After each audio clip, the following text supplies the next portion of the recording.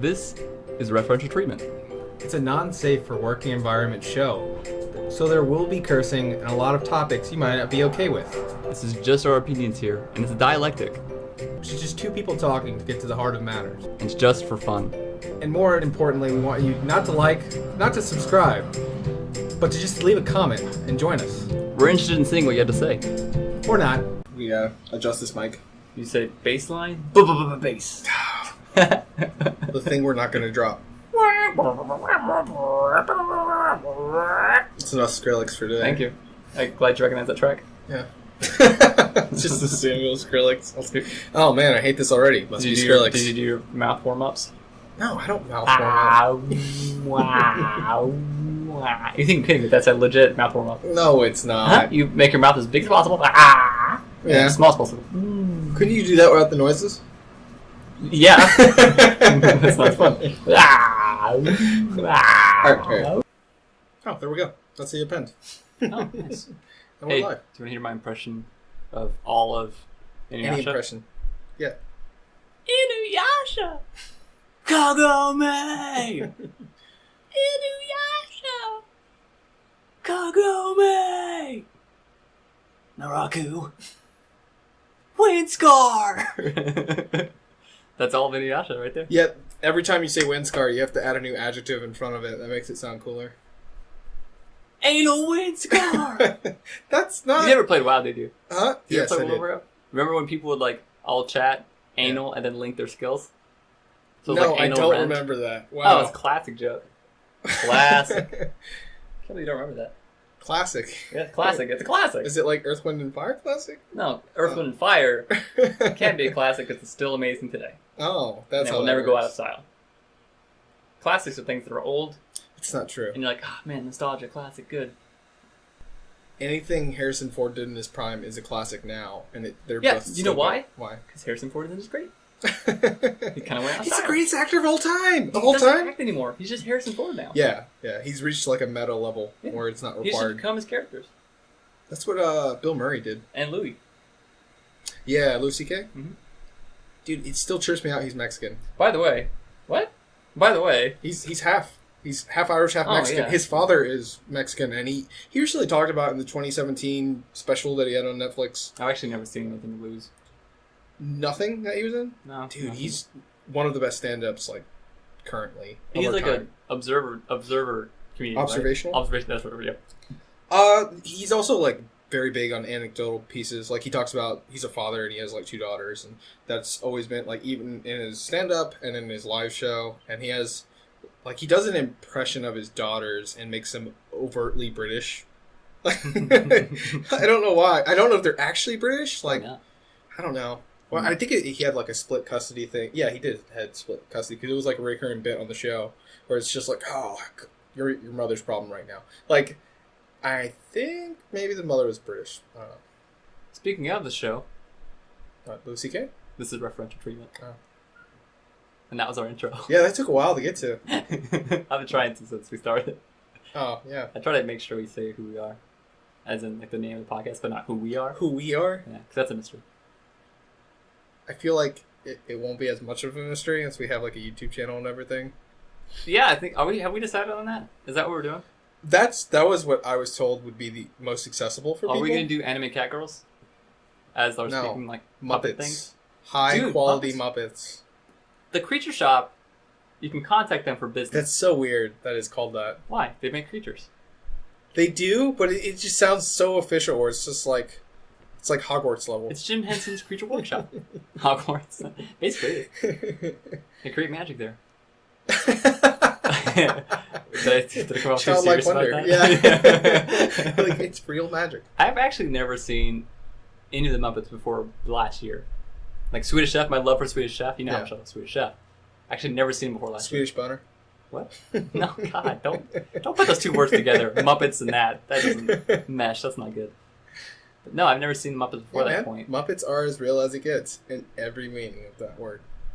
Family Guy had an insane amount of skits about this. I was like, what is their fixation with Muppets? Like, one time they just made Kermit a racist and never explained it. That's just the opposite of what things are. They're supposed to be these beautiful, little, amazing creatures Yeah. that are all Not perfect, but Yeah, he was like playing the banjo, and he's like, "Best get out of here, boy." I was like, "What?" Get out of here, boy. If Kermit was a racist, Yeah, I mean no. I could see Gonzo. Miss Piggy. Have you ever looked at the character list for the Muppets? No. It's pages long. I'm Also, sure. fun fact: do you know Miss Piggy's famous for her super powerful karate chops? Yeah. The only character who's ever successfully blocked a karate chop, guess who it was? Don't say Swedish Chef. Swedish Chef. You know how he did it? He pulled up a pot lid like a shield. Dude, that stops anything. You remember? Did you see the Pokemon movies growing up? Yeah. Which Yeah. one?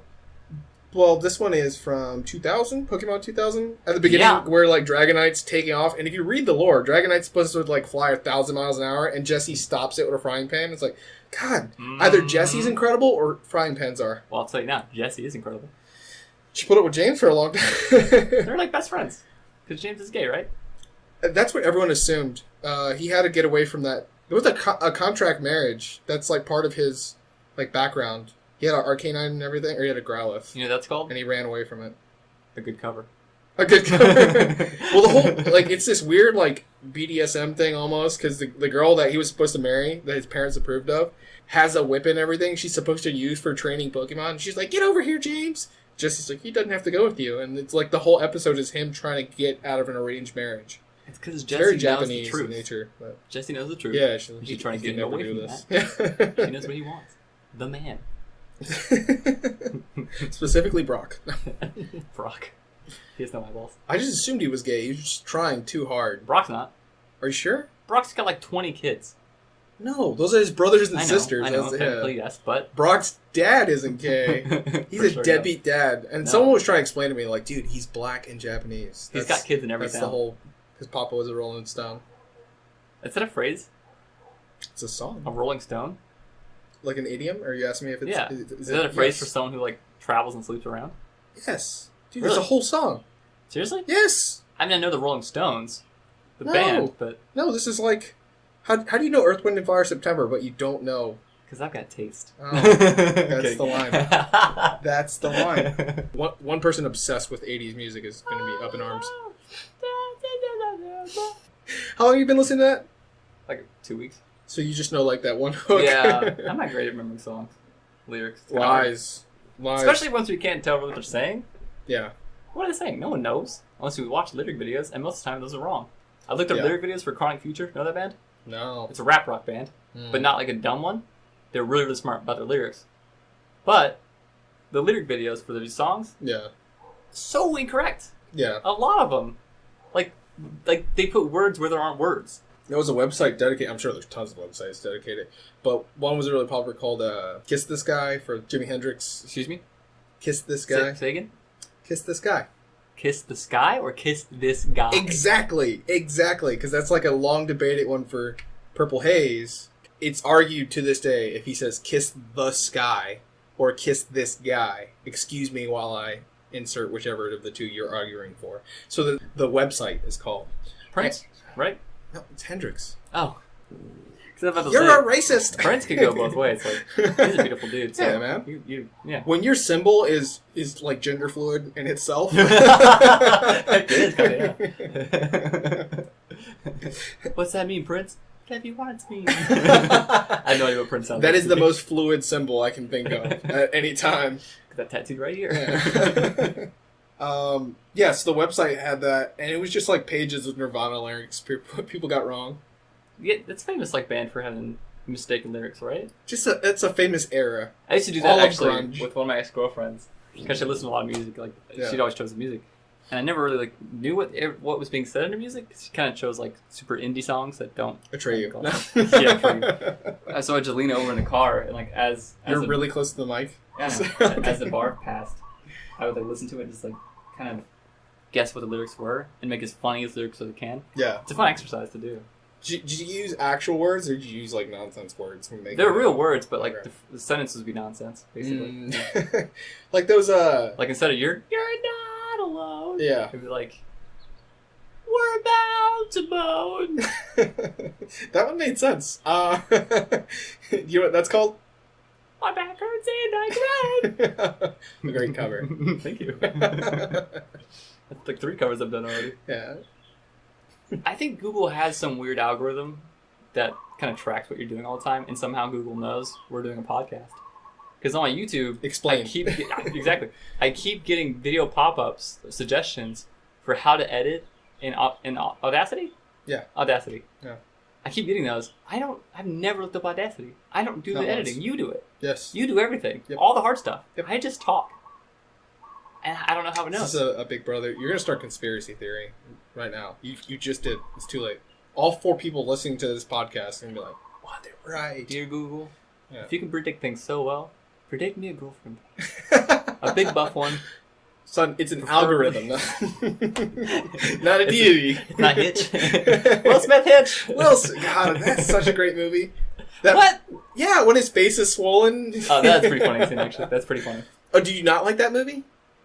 It's alright. Dude, there's some writing gold in there where he tries being authentic and going on a date. Not the peanut thing, the Ellis Island scene. You're like, that's great. I tell you what I don't like about it. Okay. I don't like fat comedy. Like, oh, this is so funny Kevin because James. Now that we know he's the correct Kevin. Yeah. Call back. Yeah, no, I don't like fat comedy at all.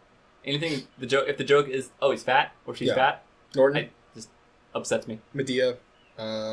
Medea's not fat comedy. It's not fat comedy, but I feel like some of the physical comedy only works because Medea is large. Yeah. Well, this large. Well, also, fat. Joe Huge. will make commentary on Medea being fat. Medea will never call herself fat. Yeah, because Medea's not fat. She's a man. Are you saying men can't be fat? You I'm sexist. saying men can be fat. I'm just saying she's not fat because she's a man, and that's why she's huge. Oh, did they ever come out with that Medea zombie movie? That's my dream woman. Medea? But still a woman, though. Yeah. Like Medea size, but a woman. Dude, we're in Hawaii. I was going to say, you can go to downtown Honolulu. We can solve this real quick. Well, stop the recording. Here we go. We're off to find a tranny. Yeah. Excuse me. It won't be hard. Who here can lift me? I'll tell you about my worst memory of Honolulu. No. I was sent there on an errand for work. So yeah, there's like a system of parks that are all like enclosed blocks and everything. You've driven through, I'm sure. Yeah, I've been there. And the amount of homeless people in some of those parks on the side of the road, yeah, many. Did you say cloves? I said loads. Oh, I was like, is that how we measure? Cloves. Cloves of homeless people. Cloves of homeless. Yeah, similar. They smell like garlic sometimes, but not to be confused. So, looking at my phone, because I wasn't driving, I was a passenger, just along for the ride, and I look up and out the passenger window, only to see like a hobo urinating into the street. So it's just his dick, really. Like nice. I was immediately caught off by it. I'm like, oh, drop my phone. And my buddy who's driving was like, what is wrong with you? I'm just mortified, like, hobo penis. I got the homo penis in my eyes. I couldn't even like explain what happened. It was just the phrase. Sounds like a contagious disease. The homo penis. For some reason, in Hawaii, every bridge has a homeless colony underneath it. Yeah, it's a small community. Yeah. For some reason, it amazes me. Like, it's so intriguing. It's a system of umbrellas. No. Basically, like a big umbrella. Something about it amazes me. Is there not like a homeless city from like where you're at? Yeah, right to the Mililani, to the south. No, I mean like not Hawaii. Like, from yeah, where I'm from, other Texas? places you've lived. No, because if you're homeless, you die. Because it's really hot outside. I can see that all the time. I can see that. In Savannah, there's railroad tracks near a bridge, and it's a large community. And my brother, who changed his major multiple times, but before that, he was just considering film. I was like, dude, you should infiltrate the homeless village. And he explained to me that he interviewed a couple of them. And he's like, yeah, you don't want to do that. Because if they find out you're not homeless and you're just there, he's like, they will probably beat the fuck out of you. Well, not steal your money or anything, just harm you. That's definitely a community that hates posers. Because they don't want to be homeless. What if hipsters are just, they want to be homeless, but they still want to bet? They don't want to be homeless. They want to appear homeless. Yeah, that's what I'm saying. Everything they do is to get closer to being homeless, but still have a bed. Have you ever been in a house that has a perfected, like rugged, like home style, country style feel to it? I'm like from Georgia. A dusty, nice, comfy fireplace house. Once again. So Georgia. yeah, you know what it's like? Yes. Hipsters, yeah. Some of the houses just like that's look the thing. like that. Hipsters are chasing that dream. They want antler chandeliers. Yes. Oh. Yeah. that's just super comfortable. Everything's old. Like a ranch house. Everything has like yeah. a personality Rustic. to it and history to it. Exactly, rustic. Yeah. They're chasing that dream by the way they dress, the music they listen to, everything. That's all the dream. It's chasing. I love how rustic sounds dingy. It's a what? Like the word. Rustic sounds dingy? It has rust in it, dude. Rustic? Yeah. Yeah, I guess it does, yeah. Huh. That makes me think of one of the most pleasurable things in the world. Old English. Have you ever polished wood with Old English? Yes. I thought you meant the beer Old English, because No. I'm dignified. I don't drink beer. I'm not a beer guy. But Old I English. definitely do. Yeah. Oh my gosh. That's a Macklemore line. The Old beer, English? not yeah. The beer Old English, yeah. Is it hipster to Old English stuff? When I was a kid, No. I'd go visit my mom in I don't know, Kansas maybe. every summer. And like a thing I would do is just, Ma, yo Ma, where's the Old English at? And I would just go through the whole house polishing everything that's wood with Old English. That is the lamest childhood story I've ever heard. It's so satisfying. It makes everything look fantastic. I don't like building things. Like lemon or the original? I need both, I guess. Whatever she got, really. I'm not picky. I just like making things look good. Like I don't like creating things. I don't like woodworking. I don't like all that stuff. But I love polishing wood and Yeah. make it look cool and good and like really pretty. Dude, you're like Jesus. And I like, yeah, basically, I'm basically Jesus. Basically. I mean, more or less. And what's it called? Sanding wood. Yeah. Make it real smooth and real pretty. Something about that. So satisfying. Yeah. That You and should date a pressure girl washing. who's like a 6. Just work with her as like a life coach and That's get her why to like a I 10. want to find a chainsaw carver. Whoa! Because she can do like carving the rough stuff, like the Yeah. strength stuff, and just be ripped. Oh, I'm okay. like, I see. I got this. I got the rest. And just polish it up, smooth it out, make it look great. Yeah. Team up. I feel like at some point she just mistakes you for being gay. She's like, he talks to me a lot about design and I'm dressed like a My lesbian, hair, my- if you've noticed. Have you seen my jacket thing? my favorite new It's so demographic in existence is probably the fuckboy lesbian. It's a recent occurrence in like human history. Is that a thing? Lesbians Am I who a are fuckboy like lesbian? no, almost. Oh. I've been described as a man lesbian before. As a male Bi a lesbian, lesbian, yeah. Bi a lesbian. Well, I feel like mostly it's lesbian. legit then. Was she the female counterpart or the male-ish counterpart? That's a stereotype. No. I'm saying for like the fuckboy lesbian, it's like when you specifically find that person that stereotype is based off of, the more butch of one. I understand there could be two feminine lesbians, and they like I know a couple, but it's say you do have that stereotypical dynamic. Mm-hmm.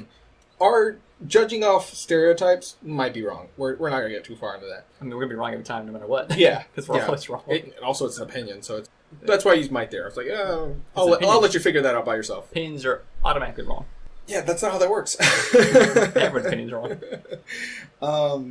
No, it's just that. It's above being right or wrong. It's just an opinion. And if we label a thing as such, You're I right, think it'll you're be wrong, better. you're an opinion. 1 of 3. Yeah. Knock me off track. Congratulations. Lesbians. Bring them out. Yeah, other than judging people off stereotypes, I'm just saying, like, there might be an actual person who matches that stereotype. And that's not wrong if you match a stereotype. I'm sure there are black guys out there who like to beatbox and also are good at basketball. Is that wrong? No. I mean, Is people it wrong say- to assume every black guy Yeah. ever? Yeah. It's generalizing. Yeah. Stereotypes, I mean, are wrong in a way, but they come from I somewhere. don't know, yeah. Whereas Statistics. generalizing I is feel where like it goes wrong. they're partially based in statistics and, of course, anecdotal evidence, which that's where it could be misconstrued. Like, am I stereotypical because I dress like a lesbian? Or you have hipster qualities, and it's stereotypical for people to see the way you dress, and they're just like, he's a hipster. It's Look like, how long and flowy this is. it's pretty flowy. But I know, like, black secretaries that dress like that. So Did you say a black secretariat? Secretariat? No, it's Yeah. secretary. I was like, that's a horse dog. I watch BoJack Horseman. I'm aware of these things. He's a black secretariat? Yeah. I've never seen it. Look, I'm Secretariat. It's a great part of the whole series. Oh. Love Will Arnett. Anyways, What am I lesbians. getting? That butch one that Yeah. acts like, you know when someone says fuckboy in reference to like an actual male. I don't actually know what that means. You don't know what that means? Is it like a dude slut? No. You think if like how logic and English dictates it would be a dude slut, it is not a dude slut. I'm out of touch. I mean that's part of it, but guys who wear skinny jeans. Okay, check me. So far. Let's just sum this up to celebrities because it's easier for like certain Just celebrities. keep going. Keep going with the checklist. Just think of everything you don't like about Justin Bieber. Michael. Oh, I was gonna say Michael Cera. Whoa! I don't like Michael I Cera. feel about like Justin he's Bieber. far away from like the fuckboy So what does qualities. that mean then? What is it? Like the guys who have like just sleeve tattoos, so people can see the sleeve tattoos, but they don't have like anything on their chest. And it's Okay. there's some poser qualities. Sometimes I feel like Urban Dictionary, but for the sake of dialogue, I'll try to describe this person. They wear like the dope and the illest hats, and What are those?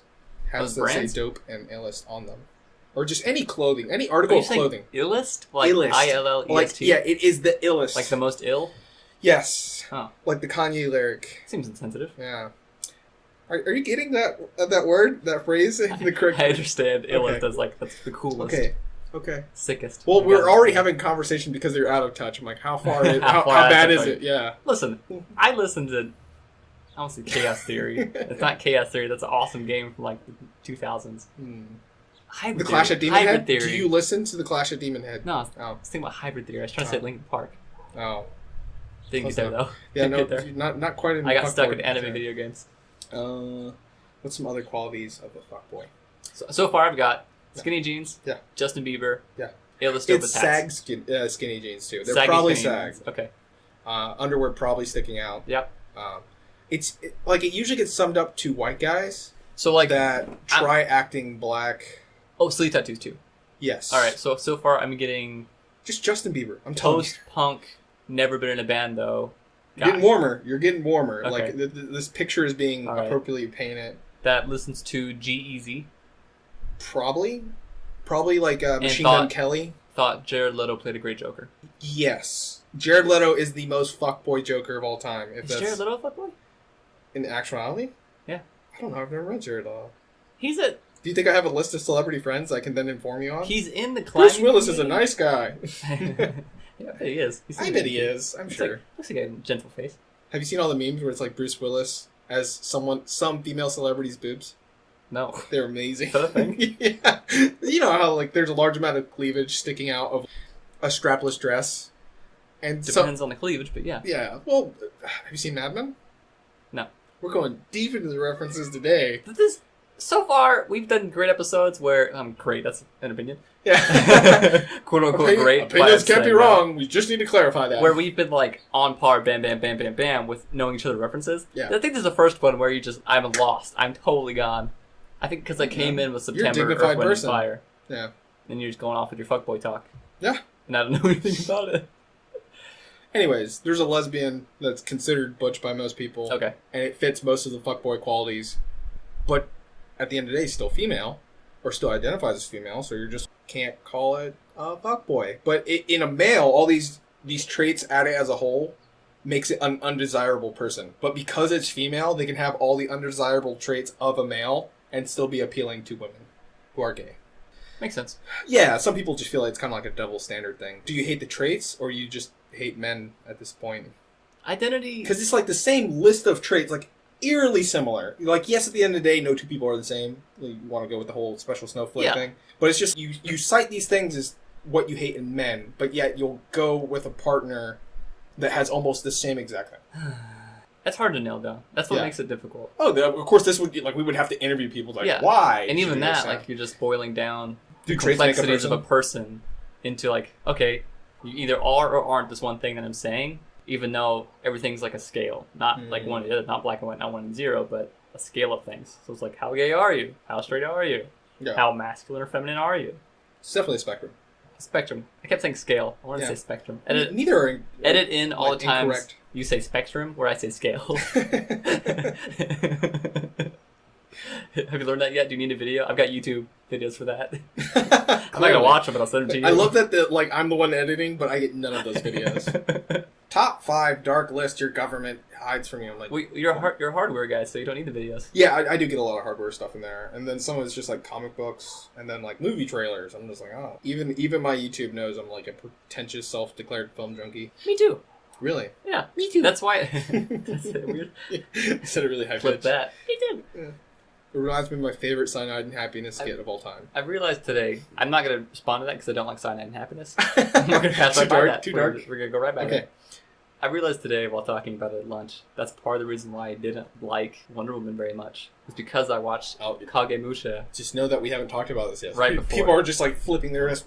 You don't like Wonder Woman? I didn't like it. I didn't like it. Oh. And a part of the reason why that, like I just said, was because I watched Kagemusha right before that. Have you seen Kagemusha? Do you know what that is?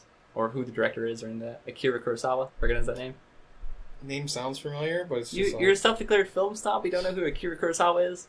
off the top of my head. He's that legendary Seven Samurai. Yes. Yes. That's Akira Kurosawa. Okay. That's Got him. it. Yeah. Usually I'm better about Japanese films. Yeah, that is kind of one thing that I will pop myself on the wrist for. I should know more director. Like, I know their work. Like, I could watch it. I was like, oh, this is the person who did this. Well, that's movie. the thing. As soon as you like, if you really pay attention to film and watch films a lot, Style, certainly. exactly, Yeah. you'll start seeing like you'll recognize styles between movies and go, wow, those are similar. Archetypes, And then camera you go, oh, shots. Yeah. same director, duh. Yeah. You learn directors and they go, okay, Tarantino, man. I can pick Tarantino. yeah, out you'll of a always fucking be able to lineup. pick him out. Yeah, you know exactly what movies are his. And when you see Nolan too. I can pick out Nolan. Yeah. Usually he uses that same cast over and over. them. Yeah, they get preferences. But yeah, Kagemusha, one of his less popular movies. It's not nearly as big as like Seven Samurai or anything, but I hope to God it's Seven Samurai, not 13 Samurai or anything. Dude, it's 7. 7? Okay, 7. You're thinking 13. 13th Warrior, 7 13 Samurai. Assassin. I'm sure And the list best goes on samurai and movie, The Last Samurai. on. Oh, stop it. Tom Cruise is a samurai. Stop it. Oh man, no. But yeah, I went to like Tom Cruise is the last Jamaican. Kagemusha, great movie for below and behind the lines. Does it have an English title? Yeah, it's subtitled. It's the English title. It's just Shadow Warrior. That's what Kagemusha is. I might have seen it. I don't know. It's on Netflix right now, which is why I watched it. But yeah, it's like one of the height of behind the scenes, under the line, between the line film, right? Like most of the story and like what you're supposed to get isn't what's directly said. It's what's implied. It's how things happen. It's the visual metaphor and everything. Like the last shot of the whole movie is a complete visual metaphor. But if you're not thinking in that direction, or if you shut your brain off like we have to nowadays for movies, Yeah. and you're watching it that way, you'll think, one, this movie's boring, Mm-hmm. and two, I don't understand anything that's happening. Nothing makes sense. This is dumb. Why are they showing this? What's the point? Why is there 15 minutes over a river? What's the point of this? But it's a representation for the flow of time. Like, I'm going to spoil the movie, but it's a super old movie anyways. Kagemusha dies at the end. Mm-hmm. And he falls into a river. Why is that not the title?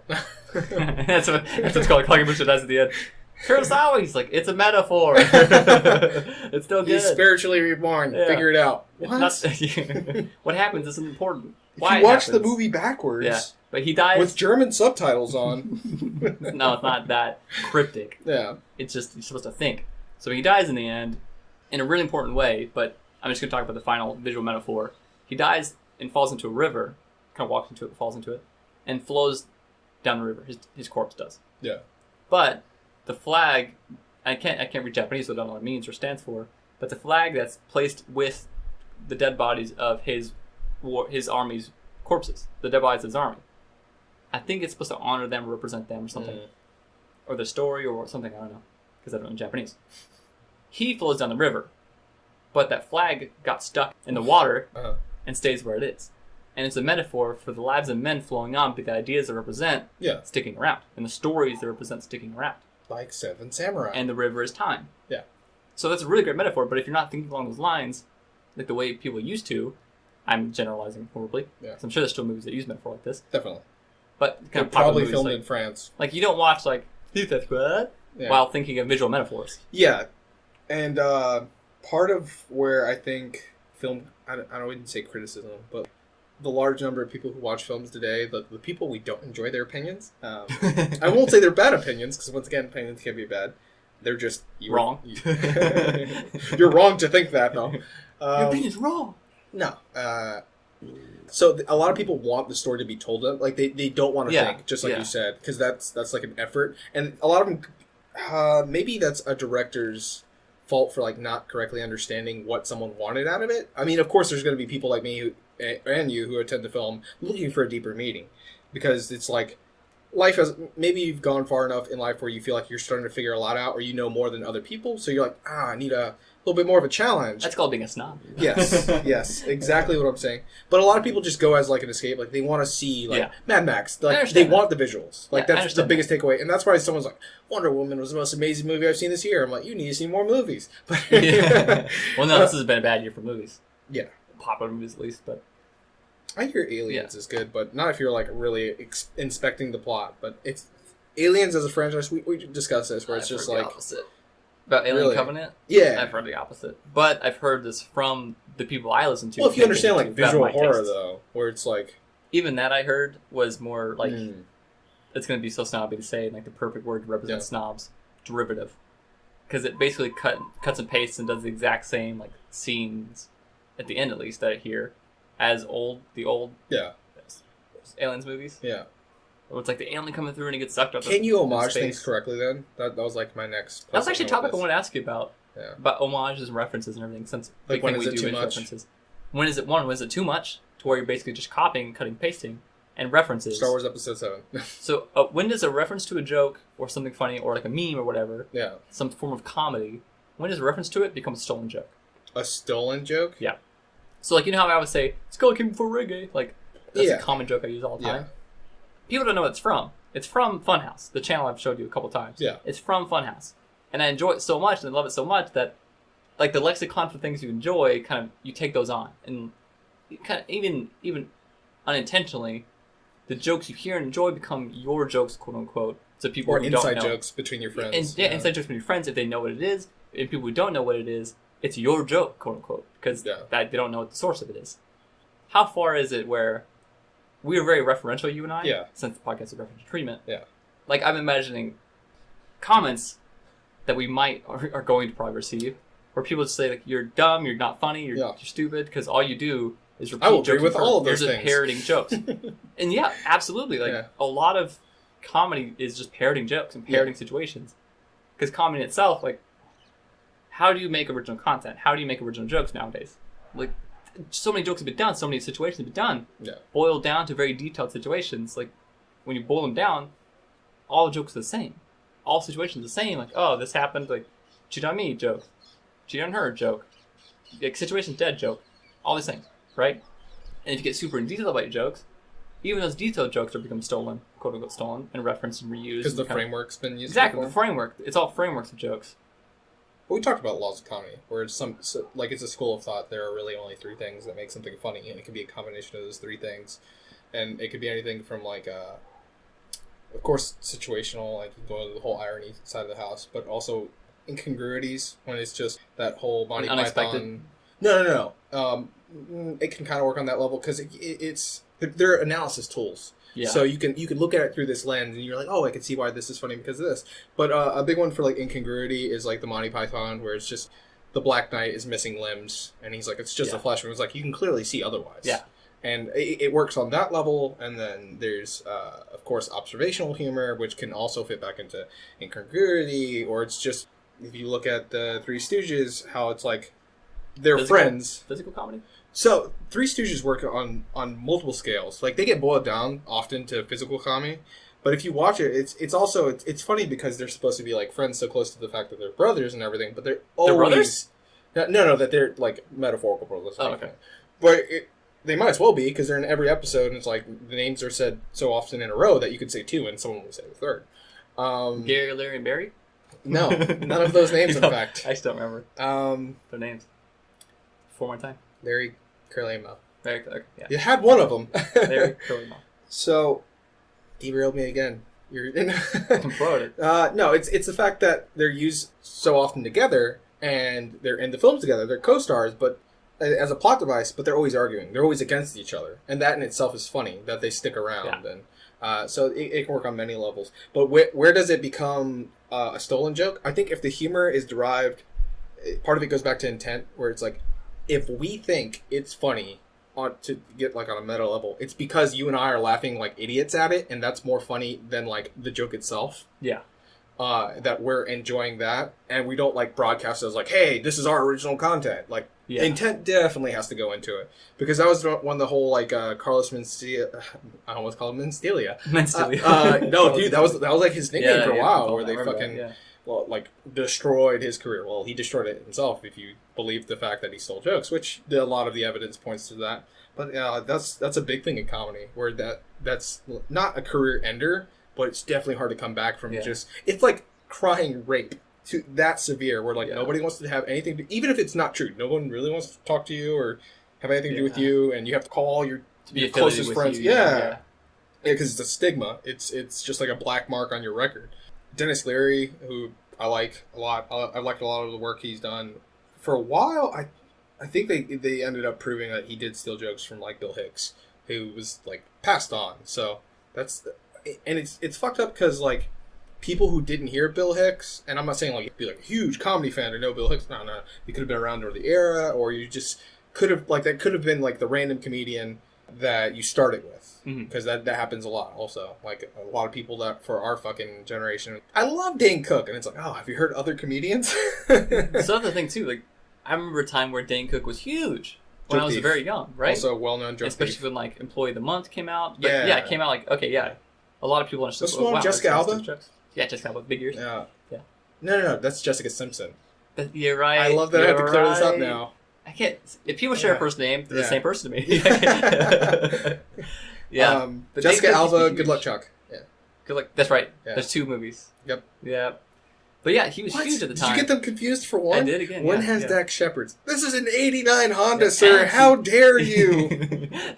See, that's like funny stuff in that Yeah. movie. That's a good movie. It But is I a don't- good movie. I don't attribute that to like Dane Cook himself. I don't know if he had any part writing or. I think that was a product of the times. Like it was just. Yeah. It was a good environment, and the finished product. And Dane Cook happens to be in it. He has a good Happens to be the performance in main it. character. Yeah. He had a good. Yeah. I don't hate him in that. Yeah. And like even some of his stand up, like Then he was even in if it's a stolen Planes. joke, his performance was good. Yeah. For his jokes, his performances were really well put together. Yes. I think, but then again, I was a little kid at the time, so I mean. Also, it's I'm hilarious. told from people who look for it that he has a really great butt, and that's why gay dudes like him and girls. Like he had a He's very a attractive dude. his demographic were young girls. Like He was Dane Cook's so hilarious. I mean, cute. I mean, hilarious. Dane Cook is a really good example of like 2000s attractive. Okay, yeah. I can What see was that. attractive in the 2000s? Chad Kroger, Avril Lavigne, the one true pairing of the universe. You mean the what do they call him? OTP, Oh no, what? one true pairing. One true pairing? Have you not heard that term? I've heard one true Dog. pony. Please tell me that's not like a brony term. No. She's my one true, no, my no. one true pony. That's what people call like Overwatch players who can only play one character. Wow. Or one trick ponies. OTPs. Oh, one trick. One trick pony. I What do thought you you think I said said? one true pony. One true pony. I said- That's like the Jesus version of like the religion for bronies. That's what I thought you said. be to the one true pony. I wish I knew more of like the pony names Oh so my I could gosh, actually no. use an example. of one. Applejack. One true pony, Applejack. I'll have to take your word Rainbow for it. Dash. I've heard that one. Yeah, see, I know. Flutter some- something. Fluttershy.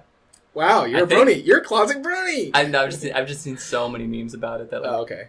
that's fair. what's funny too. Things that make fun of things make those things more popular. Yes. Like I would have never known. I've never All of seen Joe that thing. Biden's career. Joe Biden, like Former Obama's- vice president. Yeah. Yeah, that lovely, lovely man, Joe Biden. Billions of memes, dude. Billions of memes about Joe Biden. It's so much so that like he's probably A one of famous the politician. yeah, one of the most famous politicians who you can't really like cite anything he said, but you know like Joe Biden memes. Here's a question. Hmm. I guess I think he said he's awesome. Here's a question. You can, but you're weird compared Yeah, to that's everyone else your age. Who is JFK's vice president? Can you name him? No, dude. So in my head, Obama is up there with Obese? JFK. Big O. He's Yeah. up there with popularity with JFK. That's an anime. Only Joe Biden would be able to keep up with that level of like celebrity popularity. Think about it. What? No one can name. I'm getting lost in my brain. No one can name who. I mean, someone could, but who the vice president for JFK was because JFK was such like a big star to us. Like, Yeah. He's an image now to us. Similar thing. He's Yeah. extremely popular. Everybody knows Obama, of course, Yeah. we live in time, but like I feel like in the future he'll be seen the same way like JFK is. No, Where dude, he'd like, have to in the be future shot. people will know. No, No, I really do think JFK gets some martyrdom in yeah, there. he definitely does. Yeah. But you see my point of like the fame, like the stardom Yeah. level, right? Definitely. Only Joe Biden, especially like the help of the memes and everything, only Joe Biden could keep up with that. I think. Yeah. No one else really. Like What's it your would favorite- just be him in the future. But I think in the future, Yeah.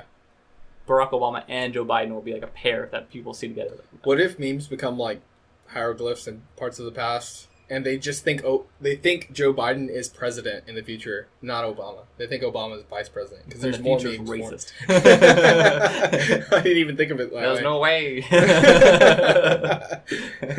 Oh man, did you like Obama? As a politician, or like Yeah, on both what ways. level? As a person, as a politician, Like as Obama both what he did. ways. Like Obama always. I'm cool with him. Yeah. Have I told you what my dumb, young, idiot measurement of politicians is? No. How they speak. Like diction? Diction, I feel like that's a big part for a lot of people. presentation. Well, someone's like he's statesman like in Exactly. nature. Yeah, exactly. Like if Like- you're well spoken, I don't think that's juvenile because for a lot of people, they consider the president a figurehead. I mean, now they're starting to wake up more to like, oh, he has some power. Like, checks and balances are a thing. Well, what people say should be more important than how they say it. Like, if someone has a terrible lisp, but they're a genius scientist, like, people shouldn't go like, hey, listen to him, he sounds like an idiot. Yeah. Where he's like, I just told you exactly how black holes work that no one ever knew. Yeah. Like I just figured out another dimension of things, but no one listens to me because I sound like this. Yeah, like people who push up their glasses. Well, actually, they probably have the correct answer, but also like nobody cares though. You're right, but I hate you. Do you not sound like Neil deGrasse Tyson? Fuck off.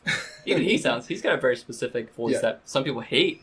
Really? Even though he can be making a great point about something and really seems very fatherly educating to me, something. like when he's explaining something. Yeah, some people are the people that hate his voice. Yeah. And in his presentation, the way he talks. Yeah, absolutely. Absolutely. There are definitely a sect of people who just hate it, can't stand it. Some people think he's just a huge douchebag and like all this stuff. I've definitely, now that I'm thinking about it, I've ran into someone like that. It's like, he's just been wrong multiple times. It's like, well, if you were on camera and tape as often as him, I'm sure you would be wrong. And everyone can be wrong. We've only been on audio for like 3 episodes, and we're wrong so many times. I was wrong about Brendan Fraser's chair kick. He doesn't kick it, he throws it. Yeah. He walks in the room and throws the chair over at the guy. shoulder. That was awesome. Slam! Yeah. That's so good. It's a great line. Yeah, it's good. That's classic Brendan Fraser. What happened to him? Where'd he go? He got fat. Do you remember Monkey Bone? Yeah. Dude, I love Monkey Bone. Do you? That movie creeped me out as a kid. Like, really a lot. Was it like peopleless eyes? So... are you scared of monkeys? Or, we're going down the rabbit hole? No, we're going towards cat girls. You're joking, right? I think I've nailed down what created the fad of cat girls in the generation. Strap on your furry hats, boys and girls. Here we go. Going in. Ready? To specify, I'm not a cat girl aficionado. I think it's cute. Yeah, sure. Okay. Wow, okay. But I'm not like, oh, cat girls, I'm going to jerk off about it, you know? I'm not like that. Yeah. But I think this is what caused it. Number 1, Treasure Planet. Remember the captain in that show? Oh, yeah. She is charming as hell. And she's a cat girl. I didn't notice it. You didn't notice that? Oh, first thing first thing, yeah. Shit, I'm camera. Oh, no. I noticed a female captain before I noticed, oh, this one has ears. Yeah, she's a cat girl. Yeah. And I think all the young dudes that saw the movie was around that time. Strong, feline woman who didn't need no shit. Very charming. Right? Yeah. All those things, right? So I think that kicked it off a little bit. Monkey Bone. Cat girl in the movie. We will be back to Treasure Planet, by the way. I have some bit on that. There's a cat girl in Monkey Bone. What? Where? You don't remember that? It's been a while since I've seen Monkey Bone. Literally like 100% cat girl. Like more cat than girl. Mm. Yeah. And remember, because like she's helping Brendan Fraser to escape. You don't think it was Hermione that one time that spell backfired? Oh, that was for them. That scene was for them. Is that even in the books? I don't remember. That scene of her going cat was for them. Yeah. Oh, yeah, that's right. She gets combined with her dumb fat cat, Chire Shank. Someone in the comments will know this. The name of the dumb cat. Crash Shrank. It's got a weird name. I don't... You're making that up. No, I'm not. I've read the books. I read the books when I was a little kid. Okay. In the summer with my mom. My mom read the books. Yeah. So I was like, all right, I'll read them too. And that's what I would do with the summer since there were such big books when I was a little kid that they took a long time to read. And I was there for 2 months, so, you know, flipped through those. Back to Treasure Planet. Treasure Planet. Remember what I said? Yeah. Treasure Planet. I love that I used it as a defeat to you were like, I'd like no Disney movies. I was like, oh, Treasure Planet. You're like, oh my God, I do like one. Treasure Planet. Jim Hawkins. Do you remember the theme song? Yeah, dude, Goo Goo Dolls. I'm Still Here. That was the best trailer / commercial for a movie I ever remember. Dude, that's still like my hope that it's like I want the world to see Here we go. me. Have you seen the actual music video? It's like him in a watchtower, and he's got like a telescope, and he can't get out of the watchtower. Really? So, yeah, and he's just like looking down the street, like I really wish I could be down there. No, I've never seen it. That's a pretty good video. Goo Goo Dolls is a good band. Yeah, I like it. I don't hate him. I like him. As someone who like listens to some of the most hardcore metal out there, I'm just like, good band. Anyway, make your points about Treasure Planet. What was the name of the stone captain? Was it something on the nose about him being made of stone? I feel like it was. His name was Rockcock. No, it wasn't. No? Shit. I also love that. I also love that he's the one who got blown off the ship too. I vaguely remember that. I'm going to have to watch Treasure Planet again. Pause. Let's watch it. Right now. Right now. That's a good movie. Don't tempt me. I don't remember. Yeah, I don't remember much of it. I remember really liking it. And then I remember the Treasure Planet blowing up. and like how cool the You ship was. spoiled the movie. Ah man, no. I feel like you said earlier, like it's an older old, movie. yeah, it doesn't matter. You've had your fair shot. People who whine about spoilers. Were you really gonna see it? That's always my thing. That one, yeah, and I think it sounds super snobby too, but you can enjoy movies on a deeper level to where spoilers shouldn't matter. Once again, man, they don't look for deeper meaning. Like everyone knows that in 7, the guy's wife's head is in the box. What's in the box? What's in the box? That's been spoiled for me. I've never seen that movie. No, me neither. I've never seen it. Okay. But even knowing what's in the box, that big thing, it's still a great movie. Mm-hmm. It's still going to be a really good movie. That doesn't take away from it. If a spoiler is what the entire movie hangs upon, like if an entire movie hangs upon one plot twist or something, that's already a bad movie. Plot twist. He sees dead people.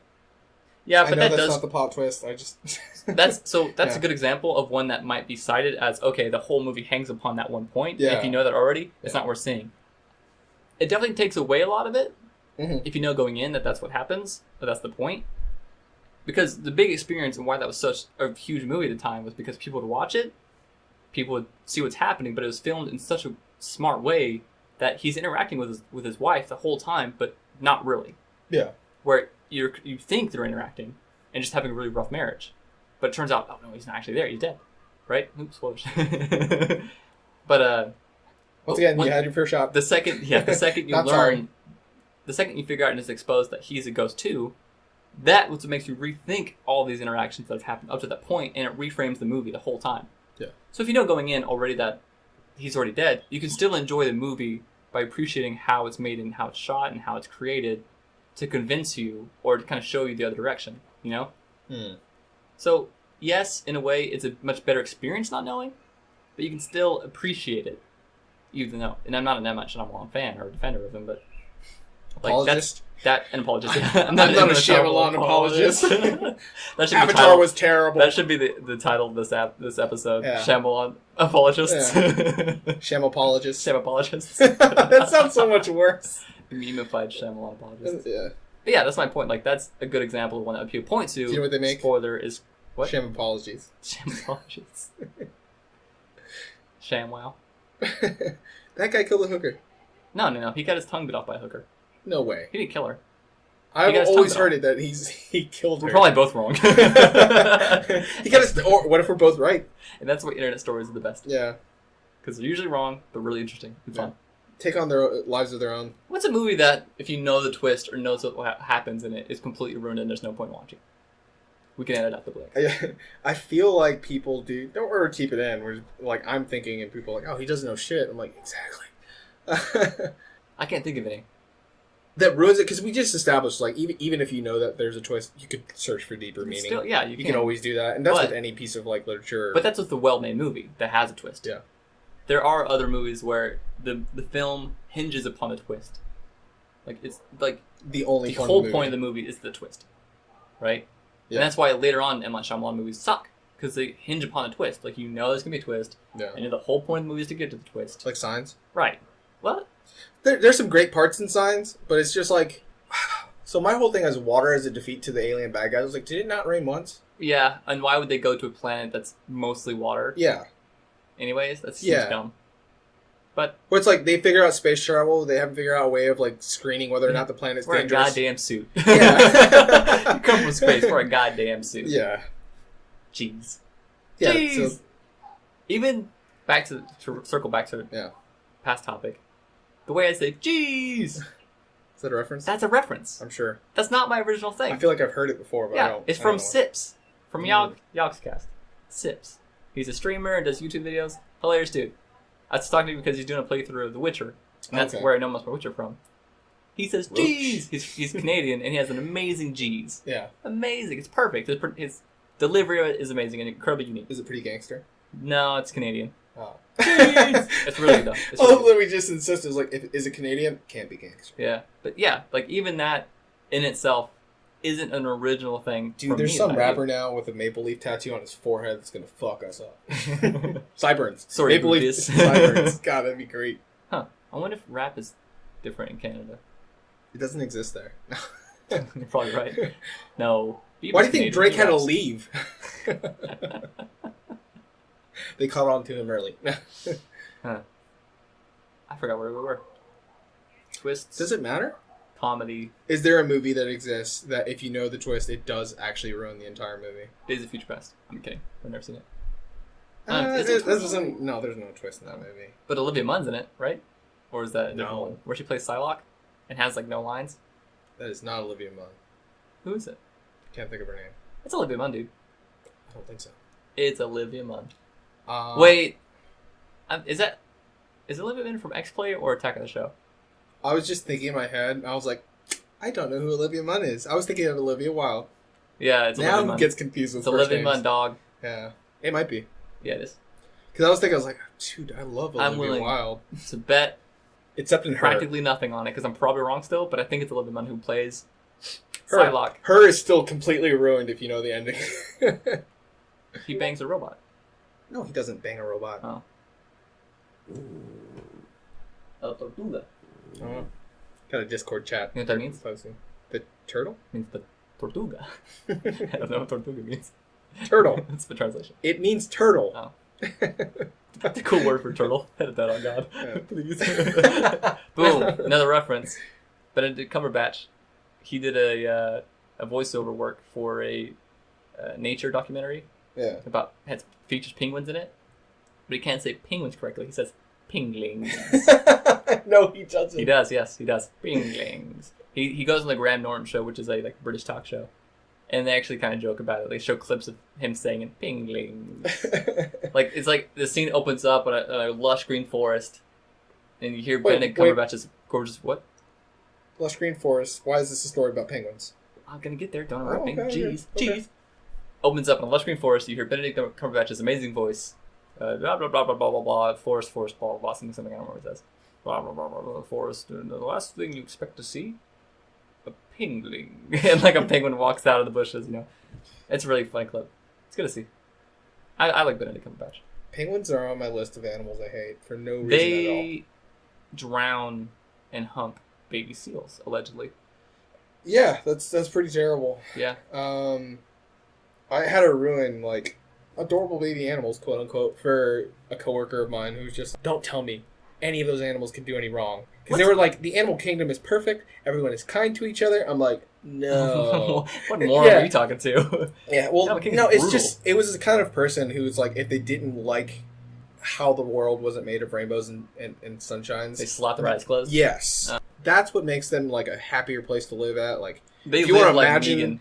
all of the world is Disneyland, and it's just like there's no suffering out there, but that makes you happier. Sure, go ahead. I don't know how. They're Key and Peele's Megan to reality. Yes. No. Yeah.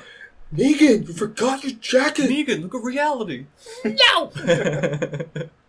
Basically. Are you implying that I can't handle reality? Ow. My That's God. true though. That's true though. People who are rude to waiters and waitresses. That's my mother. Really? Yeah. Kind of looks like Megan too. Really? Yeah. Depends where in the timeline do you intercept my mother. I'm making a face. Yeah, you are making a face. Yeah. Stank face. She had lupus It's though, also so the face she makes at forgettable. waiters when they Really? do any slight thing wrong. Oh man. Oh, there's my phone. Heyo. Thoroughly ruining everything. That is the sound of an 87 Honda overheating. Really? Yes. It's kind of like a ringtone. It is a ringtone, but that's what the ringtone is. Oh wait, no, of. I mean it sounds like a generic ringtone. Oh. Like No, ding, it's not. ding, ding, ding. Well, that's what like car alerts used to sound like. I'm not a car guy. My motorcycle doesn't make sense. Let's see. Where was I? Before Megan. Oh, people who didn't want like reality ruined for them, Yeah. or introduced to them, really, not ruined. Introduce them. They've never been part of it. Yeah, so I was explaining, I was like, yeah, otters rape the shit out of other otters, and like the male otter will bite her on the nose. Yeah. Yeah. That's how they have sex. They bite them in the face. Yeah. I do too. And almost drown them. I was Whoa. waiting. I was going to see how long it took you to respond to that. Yeah, I was like, man, this guy has sex underwater. I have a hard enough time in the shower with it. That's not Like, easy. it's not, especially, well, it depends what the height is of each participating member. That's how I got in trouble as a teenager. 18. I was In the shower? of age. I was of age. Yes. Yeah. My girlfriend was over during lunchtime in high school, Yeah, and my dad came home, yeah. and he saw her car because she had a car and I You didn't. better have a long lunchtime, otherwise this is sad on It's like multiple reasons. An hour, right? Lunchtime. I mean, Yeah. we take the whole hour because we're kids. Yeah. I mean, 18, but kids. But yeah. What did you do with the other 55 minutes? Ate lunch? No, we didn't eat lunch at all. Ever. Because, you know, you're kids and you do it all the time. But yeah, my dad came home, and he walks upstairs, like, knocks on the bathroom. He goes, Bud, let me talk to you. Oh, man. She's like, what do I do? What do I do? Like, just finish the shower. Just, you know, wash up, clean up. I get out there in a towel, and my dad's like, is your girlfriend there with you? It's like, yeah. Because he always told me, if you mess up, do something dumb, just tell me. Just be honest. Just be honest. It'll be fine. We'll talk it out. We'll figure it out. Just be honest. I was like, okay, this is that time. Yeah. This is that time. Yes. Mm-hmm. He goes, she needs to leave. Okay, great. I go back to school, you know, finish the day, got home. Worst trouble I've ever been in my life. That is completely untrue about being honest. Totally a lie. Completely a lie. Be okay. We'll be okay. Never be honest. I'll be okay. You'll be fucked. Yeah, I'll be fine. I'm going to ruin you, though. Yeah. Your life is over. Yeah, that was not good. That didn't blow over. Ready for this? I did the same thing, except my dad was... Did you really? Yeah, he in no way, though. He was like, if you ever mess up. Like, that part of the speech never happened. I was just in trouble right off the bat. I got fooled. Yeah, and I was like 18 also. But this is like me, like, fresh off probation. They're just like... What the fuck, man? Man, classic kid mistake. Here's the messed up part. My dad... So she's now my stepmother, right? Your girlfriend? No! Oh, I thought you were talking about the girl you banged in the shower. What? No. So the woman... My dad brought his girlfriend over. And I'm thinking, like, you can bang your girlfriend in the shower the first time I meet her, but I can't bang my girlfriend in the shower the 50th time you meet her? That's super weird. Double standard. No, it's super weird. I'm saying it's weird. What? That conversation I had with your dad, that's weird. Where he's just like, son, you can't be a normal 18-year-old boy right now. Yeah, and he can't be a normal whatever age he is man and have a girlfriend that he bangs at home. Where his kid is, who's 18. This is the first time like I met... Now that I'm thinking about it, I was like, yeah, I'm kind of an asshole too. For like, yeah, let me just... But once again, I would have done that if he brought his girlfriend for me to meet for the first time or not. I was like, okay, I'm with my girlfriend right now. We don't see each other every fucking day, so, you know. Average, yeah. If you get a situation as an 18-year-old kid... I don't say take advantage. Let's not say take advantage in this context. If you get... What? Huh? You said take advantage. I said no, if you get... did I say that? Yes. You take advantage. I was like, no, not that phrase. I said, what? I meant to say, if you have an opportunity as an 18-year-old with a girlfriend, you take advantage of the opportunity. Oh, okay. Got you. You don't miss a shot. You don't miss a shot. Yeah. You swing every swing you can. But even if you want to talk about like the spectrum of life, right now, if you could flash back to any moment, how many people would flash back to being 18 with someone else? Yeah. That doesn't even have to be the best relationship. Like, I'm sure people who are married would flash back to a one-night stand because it's like, that's your peak energy and hormones where it's just like, you will probably never be more caught up in it. In like lust. That's true. Like blind lust. Super excited about it. Yeah. Like, oh my god, Because even now, where it's just like... I still have the reaction. I still go, oh my god, oh my god. Like right before, like, kiss, oh my god, oh my god. What are you doing? Do you do that? No, I don't do that. Okay. I thought for you as a character, that would make you hilarious if that was true. I think that was a good... Oh my god! I get prepped at like light candles, like, oh, I'm so hyped up. No, I don't do that. You also have like a pagan altar right before sex. What? A pagan altar? Yeah, dude. The pagan altars in movies always are covered in like candles. Oh yeah, I guess yeah. Yeah, I see your connection there. In The Witcher, dude, that's even a thing where it's just like, oh god. Like I see a shit ton of candles, I'm like, God, it's a witch fight. Yeah, it's a witch fight. No, yeah, I see your point. Like, one, the hormones. To be young you're again. slammed by hormones. Oh yeah. Two, really, like, you're stressed out. It's legal. Yeah, it's legal. You're okay. Yeah. Nothing really to worry about in that sense, except for your parents and the whole risk of having sex. And I don't know if I said 2 or... Dude, it's high stakes. I'm going to go to 3. High stakes. It is, because like, like, if I have a kid right now. If I have a kid right now with this person, am I ready for that? No, no one is ready for that 18. Yeah. But 3, I forget number 3. We'll go with high stakes. But, like, you got the hormone slamming you. Yeah.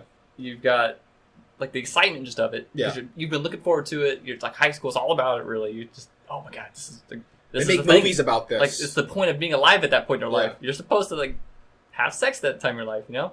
We explore that Make mistakes. Explore your sexuality. That's the whole point. You make mistakes, right? But I would say, and this is going to sound super lame, I wouldn't go back to that. Even though, like, when I was 18, I had a girlfriend for 4 years. Before that, we were together all through junior high and through months of high school.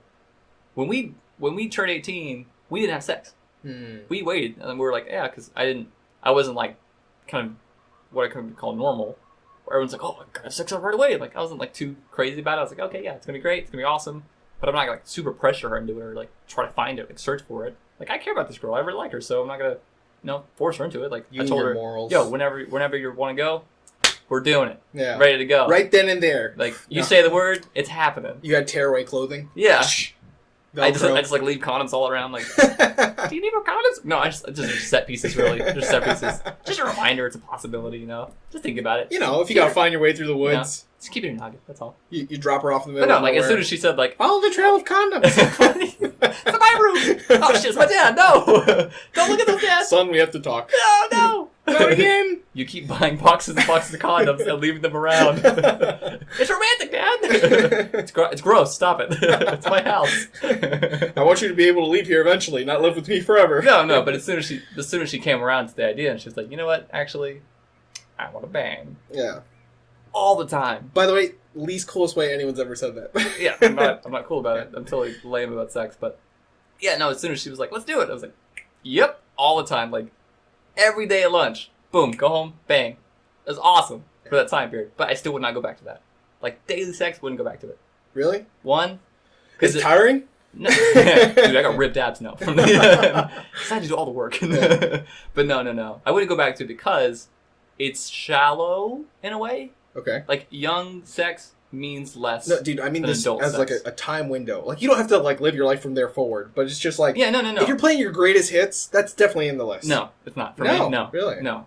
Like even daily sex is not on the list. One, because you're young, awkward, and weird, and it's just like that's very true. Your worst performances really. Yes. And you can't really enjoy sex as much as possible until you one get good at it, and two, to me this is gonna sound so lame again, but really, really, really, really care about the person you're with, to where it means something and it's building something. Instead of just like, we bang because it's fun. We bang because it feels great. Yeah. When you're actually deep in a relationship and really it means something at that point. Like it's a point to it. And then, the opposite happens when you're with someone for a long time. It kind of goes over that really meaningful romantic arc down to like, the routine part of it. But I mean, you don't have to do that. You can keep the care and the emotion in it if you want to. If you really care about it, you can do that. But to me, that is so much better, even just enjoyable wise, than constant young sex or routine sex in like a long relationship. Because that's better to me.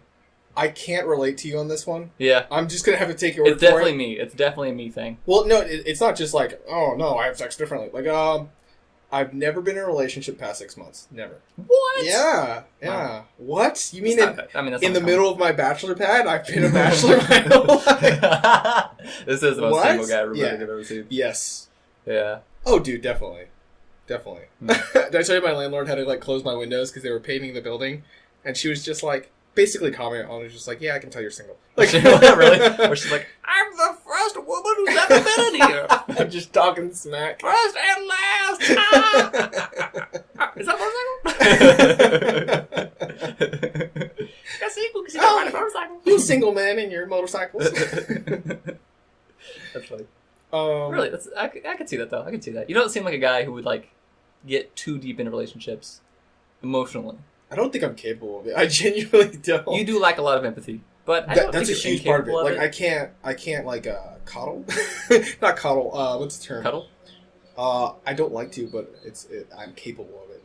No, what's the term? Like if someone's crying, my immediate response is, "Please get away from me." And like part of being that like vulnerable next to someone, I should probably like preface this with obvious child of divorce. Same. So I always misconstrued that. I was like, oh man, those two really care about each other. They're totally gonna use that in an argument later. Like, really? it's a weapon you save for later because you're always prepping for a court date. That's oh my gosh, dude, that's a bad lesson to learn. That's really I think it's a reality for some people. Yeah, it definitely can be. Because they live in that hostile environment, and if you have kids, they're that's just all like, you know. Relationships are warfare. Mm-hmm. Like, you are always waiting for that next argument. You're always waiting for, like, that final outcome of separating. And someone growing up with that is going to grow up with a person who doesn't want a relationship that kind of can get into arguments, be long enough together to get in arguments, you know? Yeah. You're like, okay, fun's over, let's cut this. Like, before we start fighting, let's cut it here. Yeah, that's kind of been my notion where it's like, oh, I'm not having fun with this. Yeah. Deuces. I'm borderline asexual too, so that's probably another time where it's like I don't. You know, I think we both are on that. Don't say spectrum. Don't say spectrum. Spectrum. Scale. I was going to say scale. I really was going to say scale again. I was like, crap, what's that word? You Yeah. just said it. Spectrum. On I think that we're both on the Libra. spectrum. Yeah. Mm. Where we're not like kind of, I must have sex right away. Here's Yeah, it's definitely something I could put on the back Remember burner. that Funnest video? What? If I don't dream my cock right now, What? I might die. You don't remember that? Volcor No. 316? I'm blanking. You must crush puss? I'll have to show you that video. Okay. It's a Funhouse video. Mm. Amazing video. One of the best that they've ever made. Anyways. Yeah, we're not that type of guy, really. We don't seem... I don't think you're that way. And I'm definitely not that way. Where we I've feel a definitely need like to played have that sex. character because I was just like, oh, this might be it. Like to see if I could get caught up in it. Like you said, it's like Yeah, I think to everyone's be tried engaged it. Like, with someone. everyone's kind of been there. Yeah, and then you just kind of realize like, oh, that's not me. Like I've had one night stand, and I immediately knew, no, this is not my thing. I've had a couple. Yeah, and to me, that's like the epitome of worthless, shallow sex. The same way as being young, like it wasn't as shallow because you are in a relationship, but it's not a deep, meaningful relationship the way an adult one can be. I don't know. I've had like a really what I felt to be like a connected one night stand. I understood that we were both in like the same situation of like people who are single and don't want to be in a relationship long term because we've been in bad ones. At least that's like the vibe I got. Like it was like a lot of inverbal communications, but I felt like we both were on the same page where it was just, but we didn't want to be alone that night. But we also didn't want to be together any other night. So it just... That's tragic to me. Everything at once. But it's sometimes... I mean, if you both accept it and both like totally into that mind space, it doesn't mean anything. It doesn't hurt at all. It's totally acceptable. But to someone who would never want that situation, or like, if I felt this huge chemistry with someone and really like we hit it off perfectly, and she goes, I just want to one night stand. I don't want to be together for a long time. I don't want to build a relationship. I wouldn't do the one night stand. Like, oh, this is a missed opportunity. Okay. This like it'd be great. We could. Would you want to like meet her further before in the timeline before she became this person, or down the line more so? Really like down the line. Like okay, I respect that's where you feel right now. I don't want to be in a relationship with someone who doesn't want to be in a relationship, regardless of the amount of chemistry we have. Like later on down the line, we meet each other again. You're still the same person. I'm still the same person. Not same, but we're still similar. Chemistry's still there. Yeah. Sweet. Let's give it a shot. But if, like that's it. Like I don't want to just bang you. Have you ever seen call it quits? Space Dandy? No. Dude, one of the Is greatest. that the Eddie Murphy movie where he plays a spaceman? No, this is anime. This is a recent anime, and honestly, it's on my list of like greatest of all time. If anything, it's my number one. Death Parade? Oh, dude, Space Dandy is better than Space Death Parade. Dandy? Oh, I've heard Space Dandy. Never mind. Okay, yeah. Yeah, So, it's probably my number one. It's the same dude. He's like, I'm pretty sure it's like the Samurai Champloo guy, and he also did I think it is. Bebop and. I think it is. Because he always does like that 24, 25 episode format, and then the story's done. I'm not going back to it. It's done. Stories end. They have a beginning, they have an end, they have hero journey. So it's a very unconventional one too. But there's one episode that really sticks out to me where it's similar like you were saying. So Dandy the whole time is like not quite womanizer. Like he wants to be a womanizer, but just zero. He's not a cool guy. Like everything about him is he feigns cool. He feigns being cool. I identify with that. Dude, watch one of the greatest animes of all time for me personally because I resonate with this. So he feigns being cool, but women are aware of this. They just don't. But every now and then, a woman will come through and just like, oh, I actually understand who you are behind. So like men are more impressed by him, but then women are.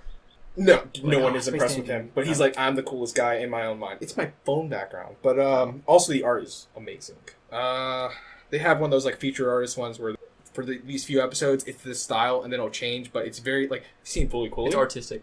Oh, dude, you're Fully Cooley, yeah. Dude, it's on that scale with like Gren Lagann, Fully Cooley, Kill la Kill if you've seen Remind me to ask you a question about Fully Cooley. Okay, we'll go back to it.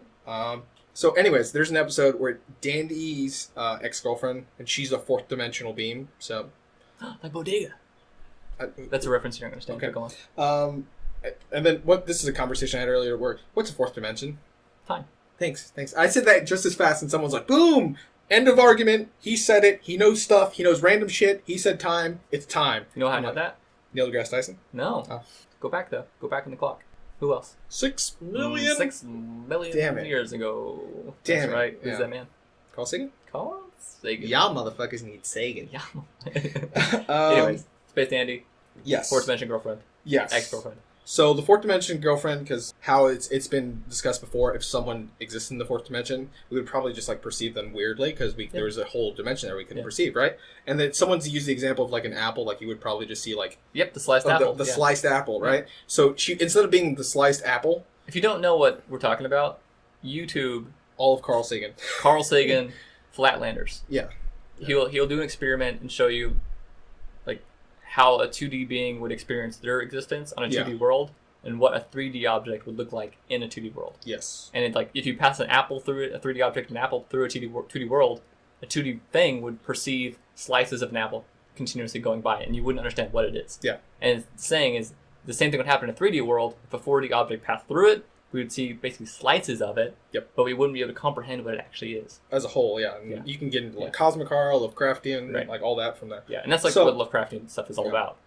It's really Carl Sagan is the gateway to higher thought. Yeah, I feel like I had to explain that in case. Yeah, that's fair. That's fair. So the whole fourth dimension thing, and the really funny thing in the episode is they explain it within the episode because she comes to Dandy because her like ex-boyfriend before Dandy, or I don't remember if it was ex-boyfriend after Dandy, another guy she dated was a 2-dimensional being, but he was a king within the second dimension, and it's a 2D map of like, you remember those like spacecraft like shoot all the enemies and keep going forward.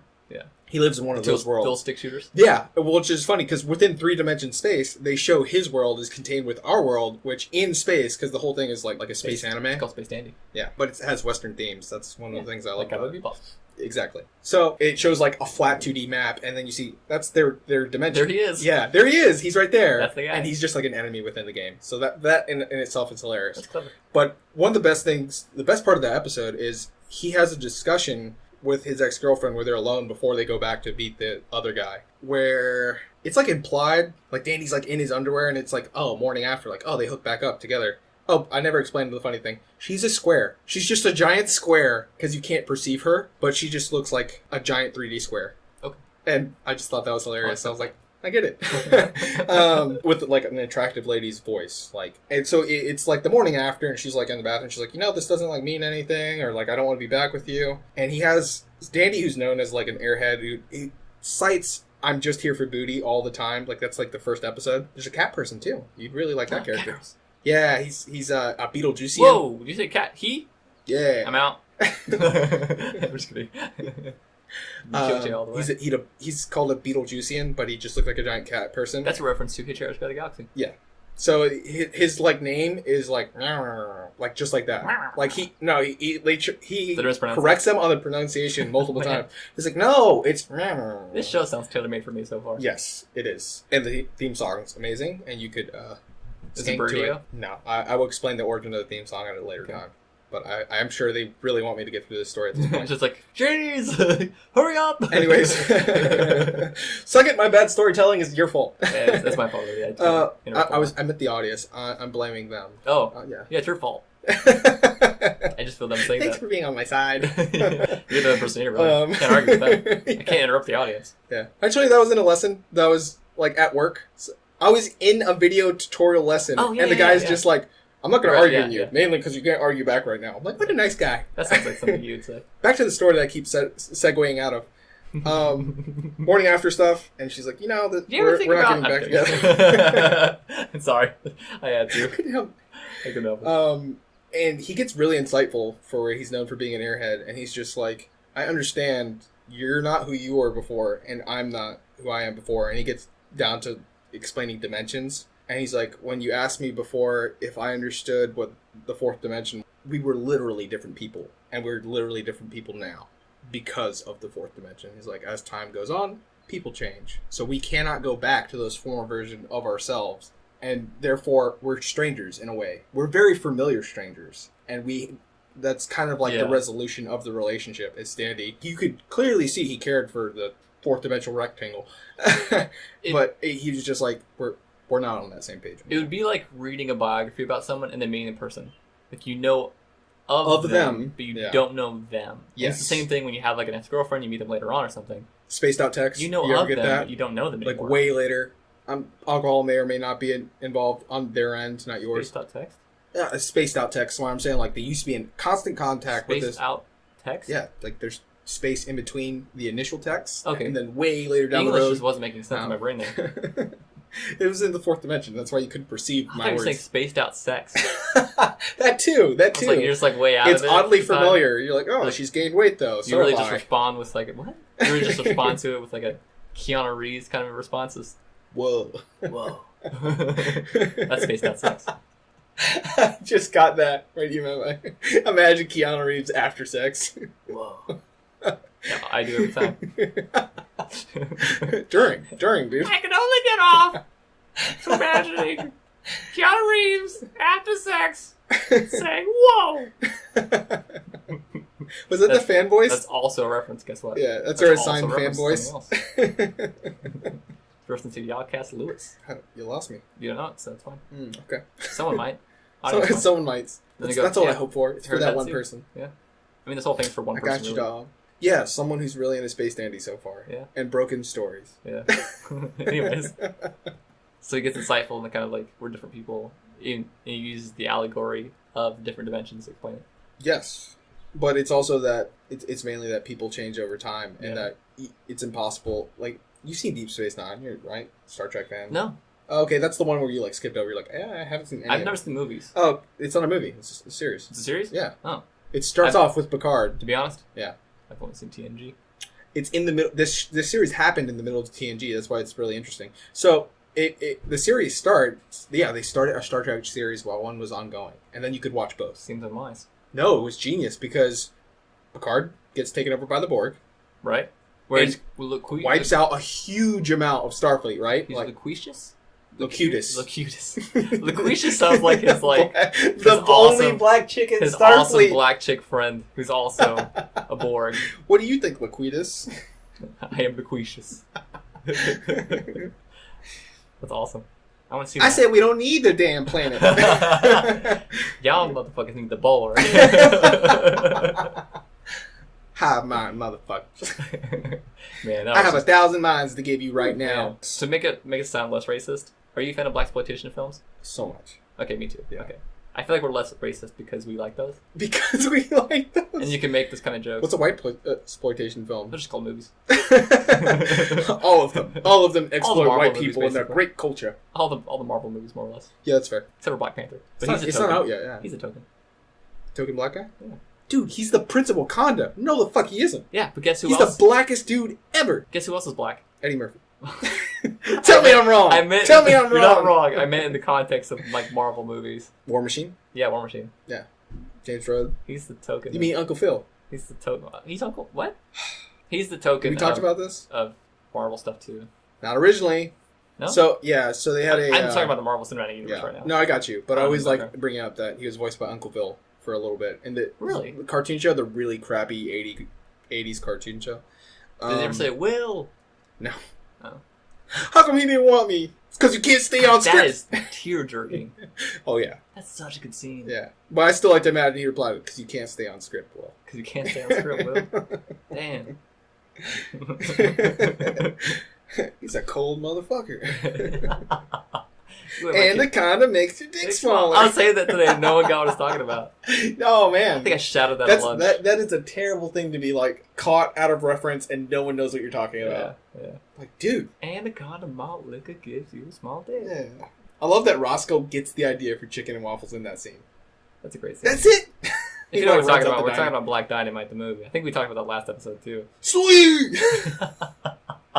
Holy shit.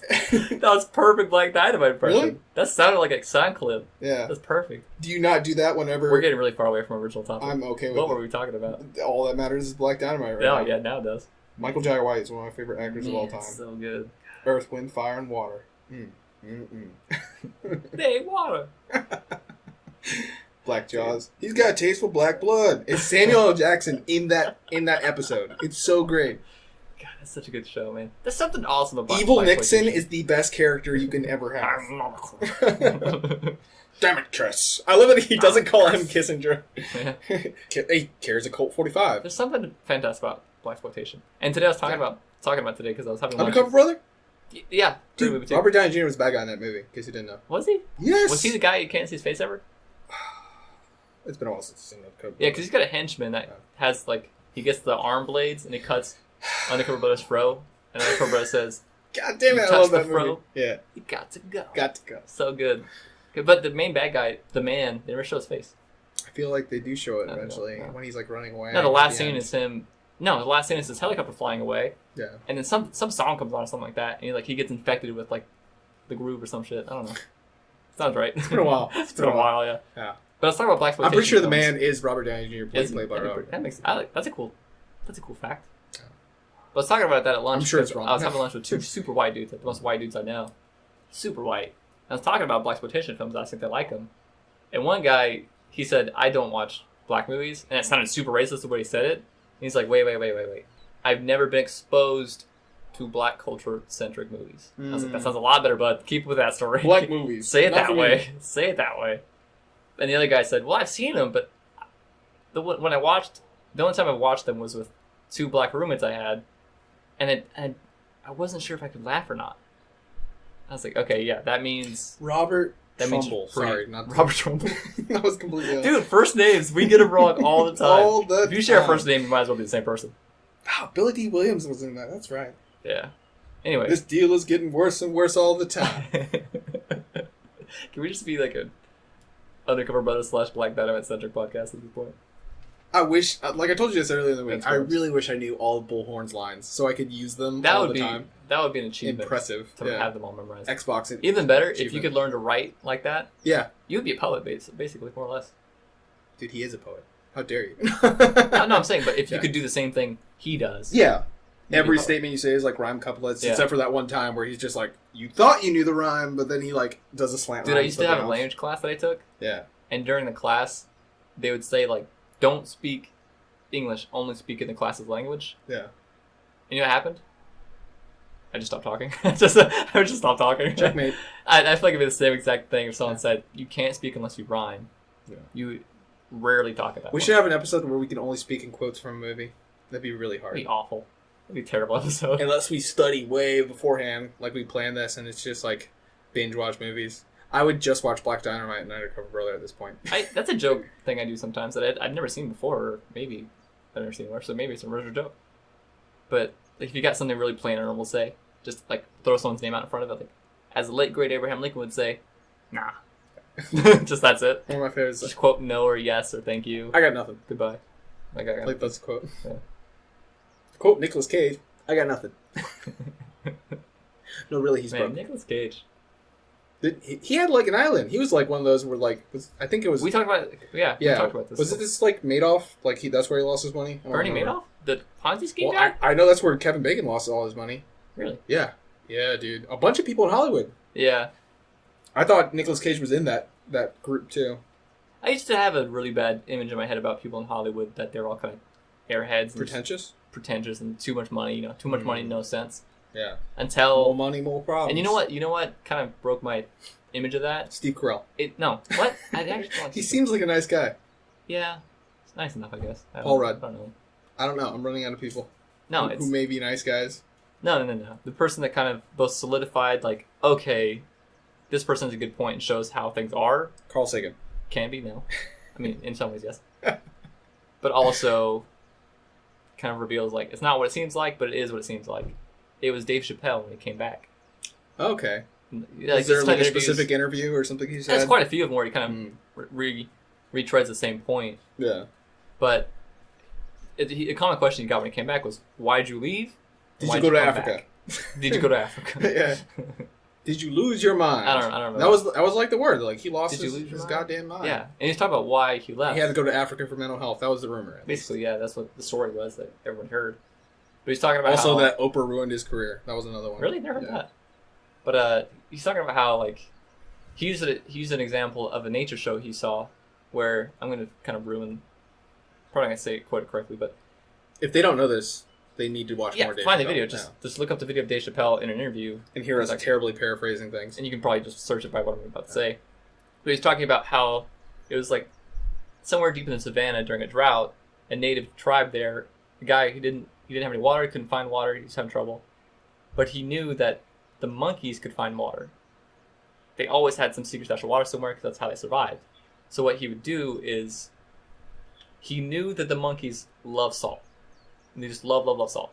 So he would gather some salts up, find a hole somewhere that's the right size, near a monkey, and he'd make sure the monkey's watching, and when he did it, and he'd put salt into the hole, and leave it there, and just walk away and wait days and days and days. And if the monkey saw him do it, the monkey would get curious enough that he would have to go see what he put in there. So he goes and smells the hole, feels around in it, and he kind of smells that salt. And they love salt. So what he does, the monkey closes his hand around it, but now his hand can't come out of the hole because his hand's closed. and the monkey's not smart enough, or clever enough, I guess, to pull his hand out of the hole. So he's stuck and freaks out, right? And now the native tribes guy runs up, captures the monkey, ties him up, and just leaves him tied to a tree for a few days to make sure the monkey gets super, super thirsty. And he gives him salt, like he gives him reward. Here's some salt for you. But that also makes him thirsty too. So in a few days, the monkey's super thirsty. He comes back, releases the monkey, and the monkey sprints off. The video is amazing because this guy's like a marathon runner just naturally to survive. This monkey sprints off, just goes running off like a monkey does his monkey thing, climbing stuff, coming down, right? And runs directly to its water source. And he follows it, and that's how he finds water during droughts and stuff. And that's insanely clever, and he was using that as an example to say, in my Hollywood experience in life during that time period, I was the monkey, salt was money, or fame and everything, as repetition and all that, and like producers and owners and executives were the tribesmen. He was being used to gain a resource in the same way. Yeah, when And I he can't didn't find like a police playing the game. station, I just capture a white woman. The police just show up, and you're like, Dude, oh, great, you're here. Whew. Take the station. I've got some reports to file. I've had a really bad experience. Cat's a treat. Funny story. Like if if someone tries to murder you, that's the only way you can get help. You attempt to murder someone else, some white woman. Oh my god! Runs directly to the police Hey! station. Thank God you're here. I got stabbed. It's a horror movie. You're in the arrest. Great. 4 times. Hospital trip though first. I've been stabbed. I need help. Yeah. I was thinking of so much to say while you were in that story, and I did catch that was insightful. But I was thinking of like a Bullhorn couplet. It's a great story. So I was just like, so what you're saying is, make a big joke out of it. If your day is getting hotter, get you a monkey to find you some water. And I was just gonna Holy shit! You did it! Wow. Yes. Nice, dude. It took your entire story though for me to think about. Just, And that hotter water, like I'm becoming the monkey. That's clever. That's clever writing. Yeah, That's a good writer who could do that for all of Hogwarts. every single line. lines. But that's I don't think you definitely didn't do it in real time. You didn't think you improv But- it. So, they're just a bunch of great lines because I know a lot of that script is written by Michael Jai White. Even the dumb lines are just, ha! Set shit for a walk to the room! HNIC. Hilarious and That's amazing still writing. to me one of the greatest jokes of all time. HNIC? Have we talked about this? Oh, The ninja? ninja in Yeah, charge. yeah. That's right. Yeah, we talking about that. Yeah. Right. I didn't know about it last time either. It took a while. I was You like, didn't what? know the other thing that people used it for? Yeah, no. It's Yeah. I was like, oh. I should have been like, go talk to this person. I have a racial trait that's the last word my brain goes to. Yeah. I'll go to every other N word before I get to there. Yeah. Nickel? Like, He's the head nickel in charge? Nickelback, Nickel Tree, Nickel Creek.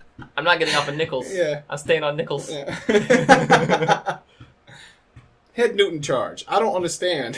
Head neutron. I can't. I'm not going there. Oh, man.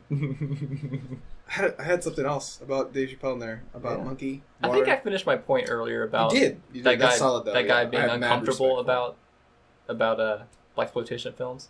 Yeah. He's like, I just don't know if I can laugh. Like, dude, If you're allowed to laugh? that is white guilt all Yeah. over. Yeah. All over. I'm not down for anyone having guilt that's not native to them. Like that, they're like, society tells me I should be guilty for this, therefore I'm going to accept that because society's probably right. Yeah. Yeah. Like both sides have a good point about it. All right, look, for me, my whole thing is like, You should recognize the shame of it and be like, man, that's really bad. That's a really bad thing. But I didn't do that. Guilt and shame is sacred to me. I think it's one of the most What? important things. Yeah, Explain. dude. Because that's your own innate way of knowing you've done something wrong you're not comfortable with. I get your point. That's an unquestionable, unfightable Not shame response or guilt that's installed in you. to your but- internal morality. Yes.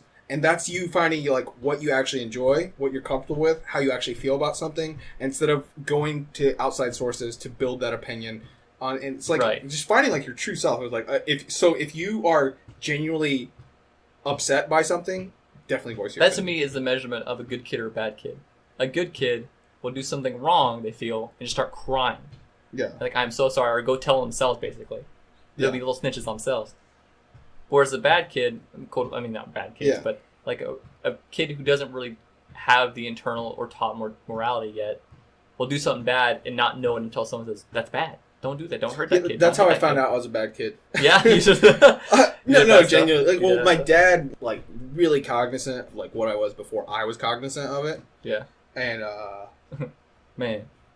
That's not a piece of shit. yeah, he came to that, like, really fast. Yeah. Which his first response, his upbringing, and was like, once again, Cuban background, so it's like actually lived in communism and everything, so it's very different background. American upbringing, everything's fine. There's no bread lines, there's no rations. Like, Oh man, and I'm not jokingly like painting a Yeah. bad picture here. It's like, it's a different. dude, Yeah. you know how Different hard it background. is to win an argument with a parent, or like just say you had a bad day. It's like, was it communism? No, Yeah. shut the fuck up. That's true. Yeah. Very true. Dude, nothing. Like one time, I almost dislocated my leg, got staph infection later because it was so bad, and his response was like, "Well, I'll walk it off." But you could have That's turned around. fair, yeah. You could have turned around at that point and be like, "Yo, Dad, this is communism. I would have got free healthcare." I wasn't smart enough to That's like true. bring Yeah, quite too young for that. Yeah, Too young to know your communism. and he probably would like it would have been really shitty healthcare, and Yeah. they would see you. throws in a back month. at you. Some Yeah. more information. It's like your note's been taken. Get back to you in a month. Haha, funny, Yeah. clever. Communism Why? is a joke. Everyone gets free healthcare. Same level of shit, quality, everything. Yeah. So your dad kind of understood already, like, kind of saw who you were, more Like really early. I obviously now it's really easy. 2020 hindsight. Yeah. It's like I don't think he dealt with I it just well. bad Like stuff. if I had a similar son. Well, also my dad has strong conviction and morals. I mean, he was a pastor. So didn't know oh yeah, deep morals, and it's a big part of who he is, right? So I don't have that. I have zero connection to anything. That's dream son. Yeah, exactly.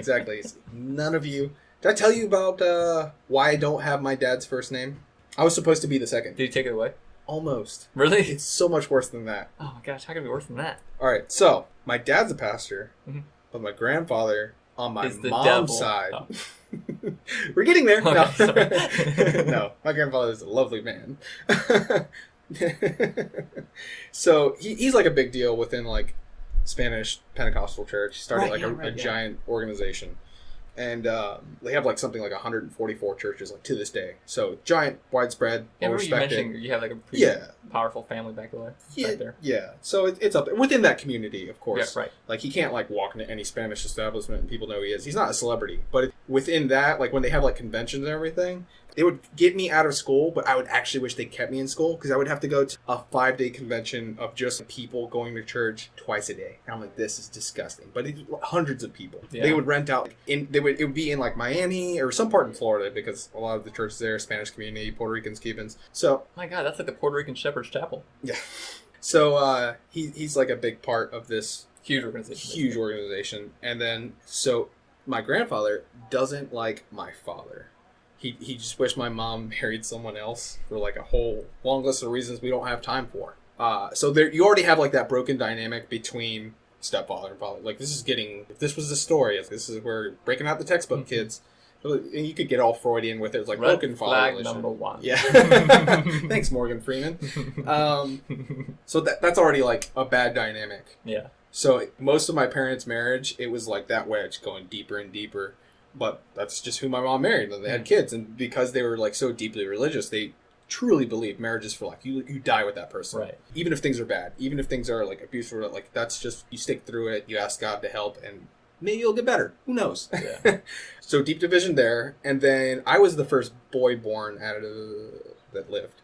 My mom had 9 pregnancies, many miscarriages. It's just like a genetic thing. Yeah. So my sister is like pregnancy number 7. I'm 8.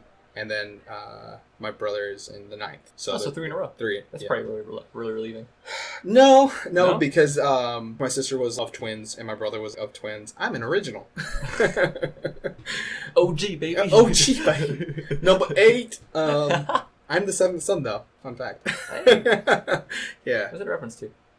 So many things. That's believed to be like the son of evil. It's supposed to be like, Oh. But Jack White is the most recent one. It's Wouldn't like it be the 6th son? 7th son of the 7th son. No, it's like a biblical bad omen kind of thing. We'd have to do research to figure out like where originally. We're not going to. We're not. We're just out of the seat of our pants. Right. So yeah, first son born. My dad really wanted a son because I mean, I have a sister That's older than traditional me, fathers so kinda do. yeah, exactly. Yeah. And it also is just we're one of the last. It's like me and my brother, like out of our like family branch, we're the last ones to bear our names, and I'm pretty sure I'm sterile. And borderline asexual. So it's just like my dad always had like this notion of, like got to carry on the family name. So it's like on multiple levels, I am a failure to him.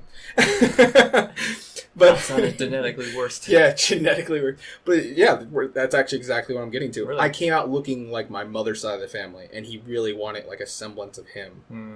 and That's his fault. Like he wanted a clone. He wanted like an exact duplicate. No. And so I was supposed to be my dad's name, like the second, part 2. And he sees, and then the first thing my grandfather says, "Oh, he looks like our side of the family," like right after birth. And my dad walked out the room, like got up, walked out the room. Wow. And that, like, I'm not even like a mama's boy, but if any of my parents liked me more my entire life, mom. Yeah. All day mom. I just brought down the tone of this entirely. Everyone's I'm thinking about, like, you actually said a lot of things now that kind of make me think about it. You know, I definitely, when I go through like personal stories like that, it's not like time to talk about me. I just hope other people will go into their own backstory and relatable self-reflection. Kind of, yeah, and it's kind of important to think about your past and what effect it's had on you. Like, everything you said, starting from how you are in relationships and how you see relationships, to your family history. This is a humanizing episode. Piecing it all together. Yeah, like, I mean, I guess we are people. Yeah. Although we are dumb references, and it would be easy. Well, there's people underneath those dumb references. Right, and it'd be very easy to be like an internet comment or not see people as people and just like, wow, this is a personality I don't like. Whereas I really feel like we aren't putting on personalities at all. We're just kind of stripping sharing away everything. Right. Let's get to the core of these things. That's actually probably why our format so far has been an hour of references, jokes, and funny things that get us in common. Kind of try to get people like us to kind of listen in, and then we kind of get real with some things. We talk about things that are on our minds, talk about things that matter to us, or what we're thinking about. It's kind of interesting. Do you feel like you use references and like pop culture to deflect actual conversation, or are you always fishing for another person like you? Well, I mean, kind of how I said earlier about you can look deeper into movies. Yeah. I mean, even our tiny dumb references, you can look deeper into those things and think about why we find them funny. Why are they the things we reference? Why are they the things we say? And people who get those references are going to have similar backgrounds, similar generations, similar jokes, similar comedic styles, similar sense of humor, similarities. Yeah. And that's an easy way to do that. So, like, there's a guy at work, going to call him Care Bear. I'm starting to think about reasons why. Everyone that could be. You don't know. Okay. I actually mentioned him today because he was the guy that was watching videos all day at work and got his computer taken away for it. That's hilarious. Yeah. We're children. We're children. Jeez. He is definitely a child. Yeah. But the thing about it is like... Can't trust you with this, so we're taking every it time away I've now. spoken to him, he's that guy. Basically, like a little kid, like you can't be mad at him for it. You're just like, I'm taking this rack away from you because you keep hitting yourself in the face with it. But... it feels really great when I stop. Every time I've spoken to that guy, and I say most of the time I've spoken to that guy, he would walk up to me, just got a question for you. Go, what's up? Where do babies come? Should I get... What's better, a long-range gun that shoots slower and does less damage, or a short-range gun that shoots faster but does more damage the other way around? Something like that. Yeah, just if it was DPS or tank. And I was like, Care Bear, what the fuck are you talking about? Like, why would you assume that I've been able to talk about, like, I don't care about, like, so many thoughts in my head about, I don't care about this, I don't know what you're talking about, you're socially inept. Yeah. Like, it just makes me, it irks me when people are like that, just like social inept. It's not their fault. And I was like, I was like, okay, you're just, it's how you are, it's who you are, whatever. Care Bear, long range. I just gave him an answer, sure, long range, whatever. I don't know what you're talking about. He goes, oh, no, I'm talking about some, like, warship game, like World of Warships, I think it's called, World of Warships. Super into it, whatever. You tell him, if you wanted science, talk to your father. That's a rifle reference. Yeah. But, like, he just came with this question like that. I was like, man, this guy, like, just doesn't get it. Like, he just walks to people asking him, I don't know, this guy's weird. He walks off, right? Goes, like, 10 feet away from me to someone else I know. Hey, got a question for you. Oh, God. It's like, what? I look over at him.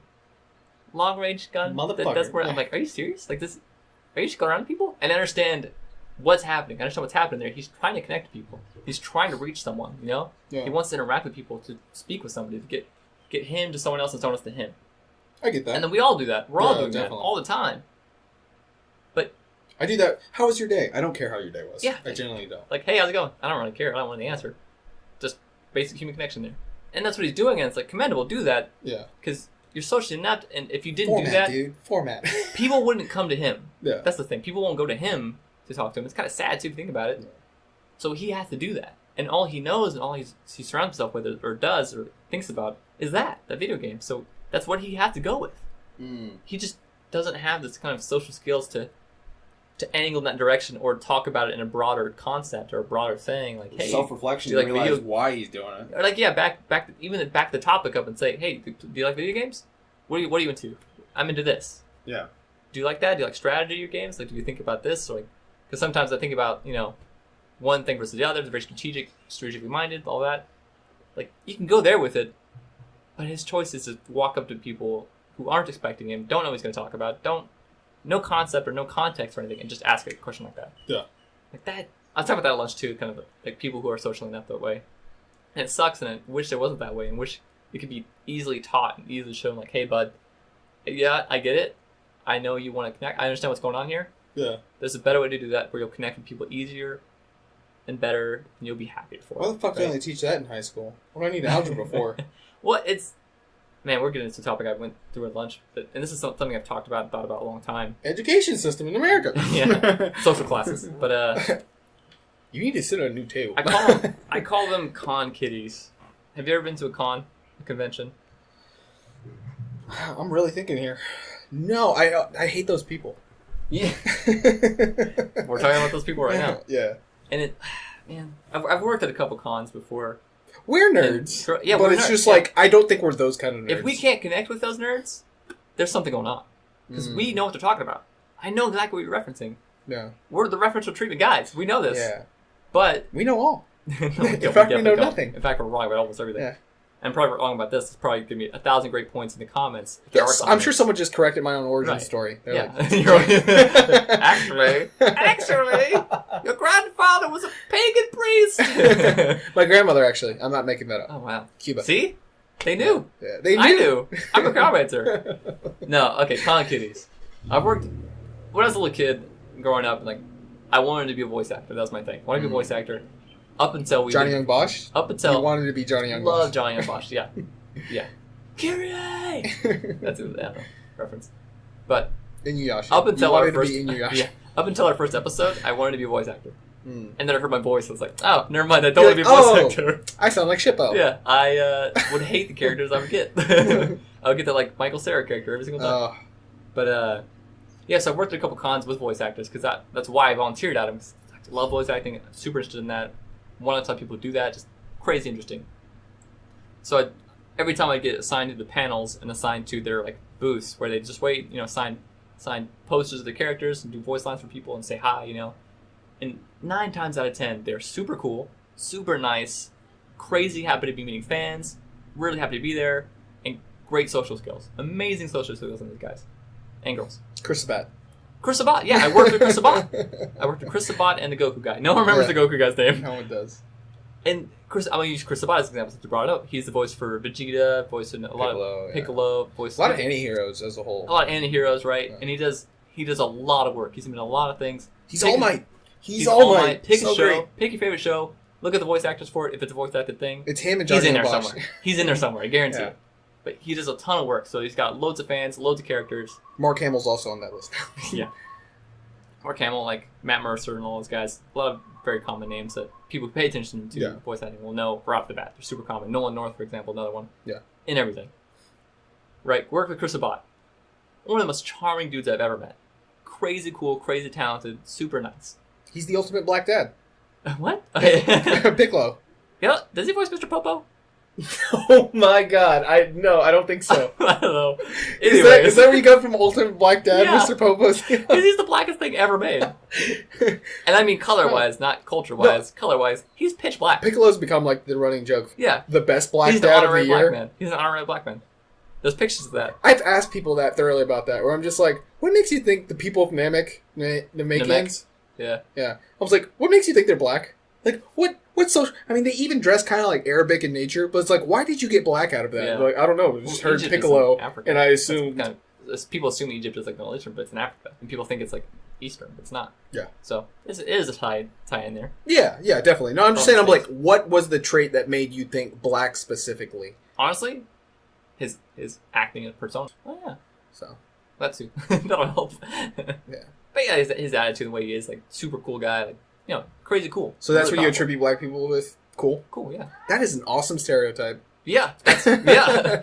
Stereotypes can be positive. And that's why I like blaxploitation movies, because they're just cool. Yeah, exactly. I can see that. Like, it's a joke on some culture. Sweet! Yeah, but here's my point. Where was I going? What's that about? Oh, yeah. Blaxploitation. Why it's awesome. No, it's about Chris Sabat this time. Like, one of the most sociable guys you could ever meet. All these super nerds, and a lot of them weren't super nerds. A lot of them were just don't know people. This whole scale. I'm not gonna say scale. It's Spectrum. Spectrum, that's the word. Word of the day, spectrum. Well, spectrum of nerds there, right? Do we always have a word of the day? I think we do. I think so. It's the word that all the commenters are screaming every time we forget the word. Just one spectrum! Yeah. Whole spectrum of people there, right? But it would drive me crazy every time.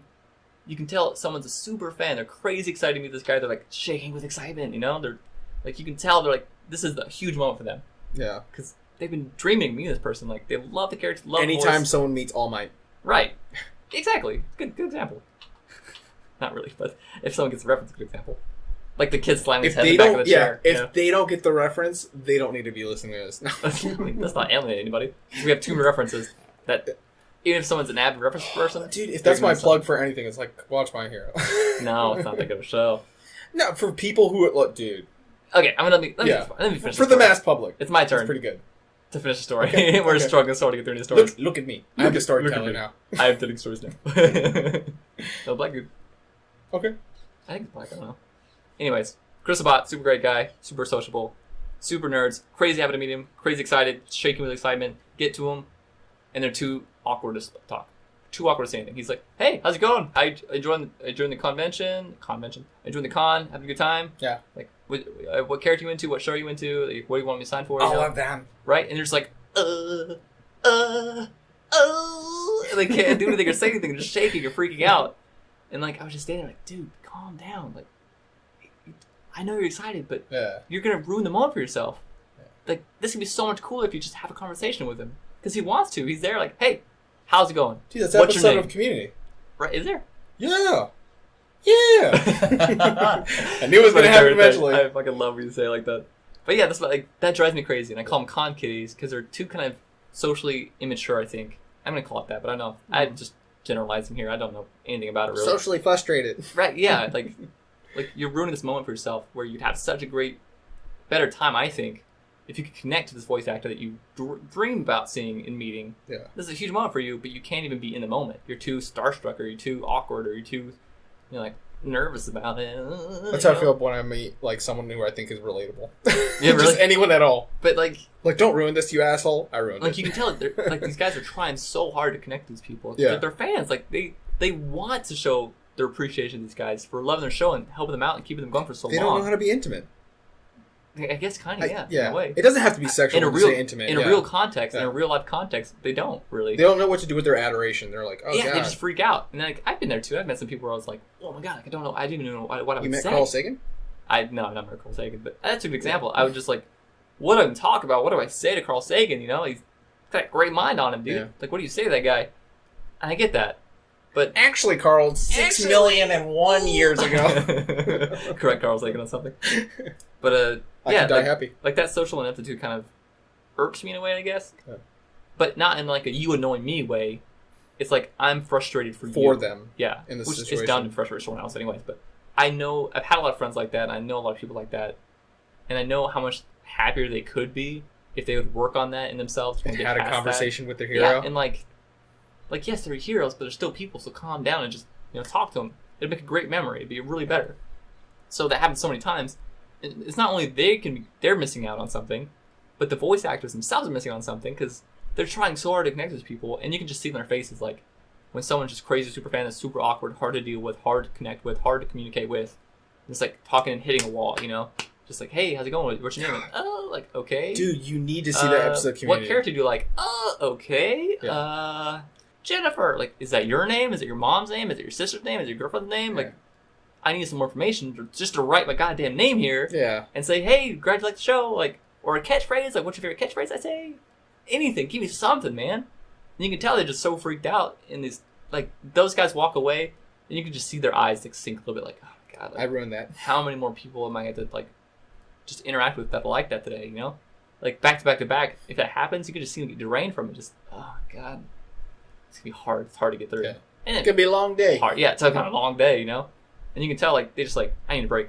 You can tell like when they get through those groups, it's like I need a break. And the sad thing is like those guys will go through the line, get the signature, not say a word to them. Really the biggest fans. At all. The biggest fans.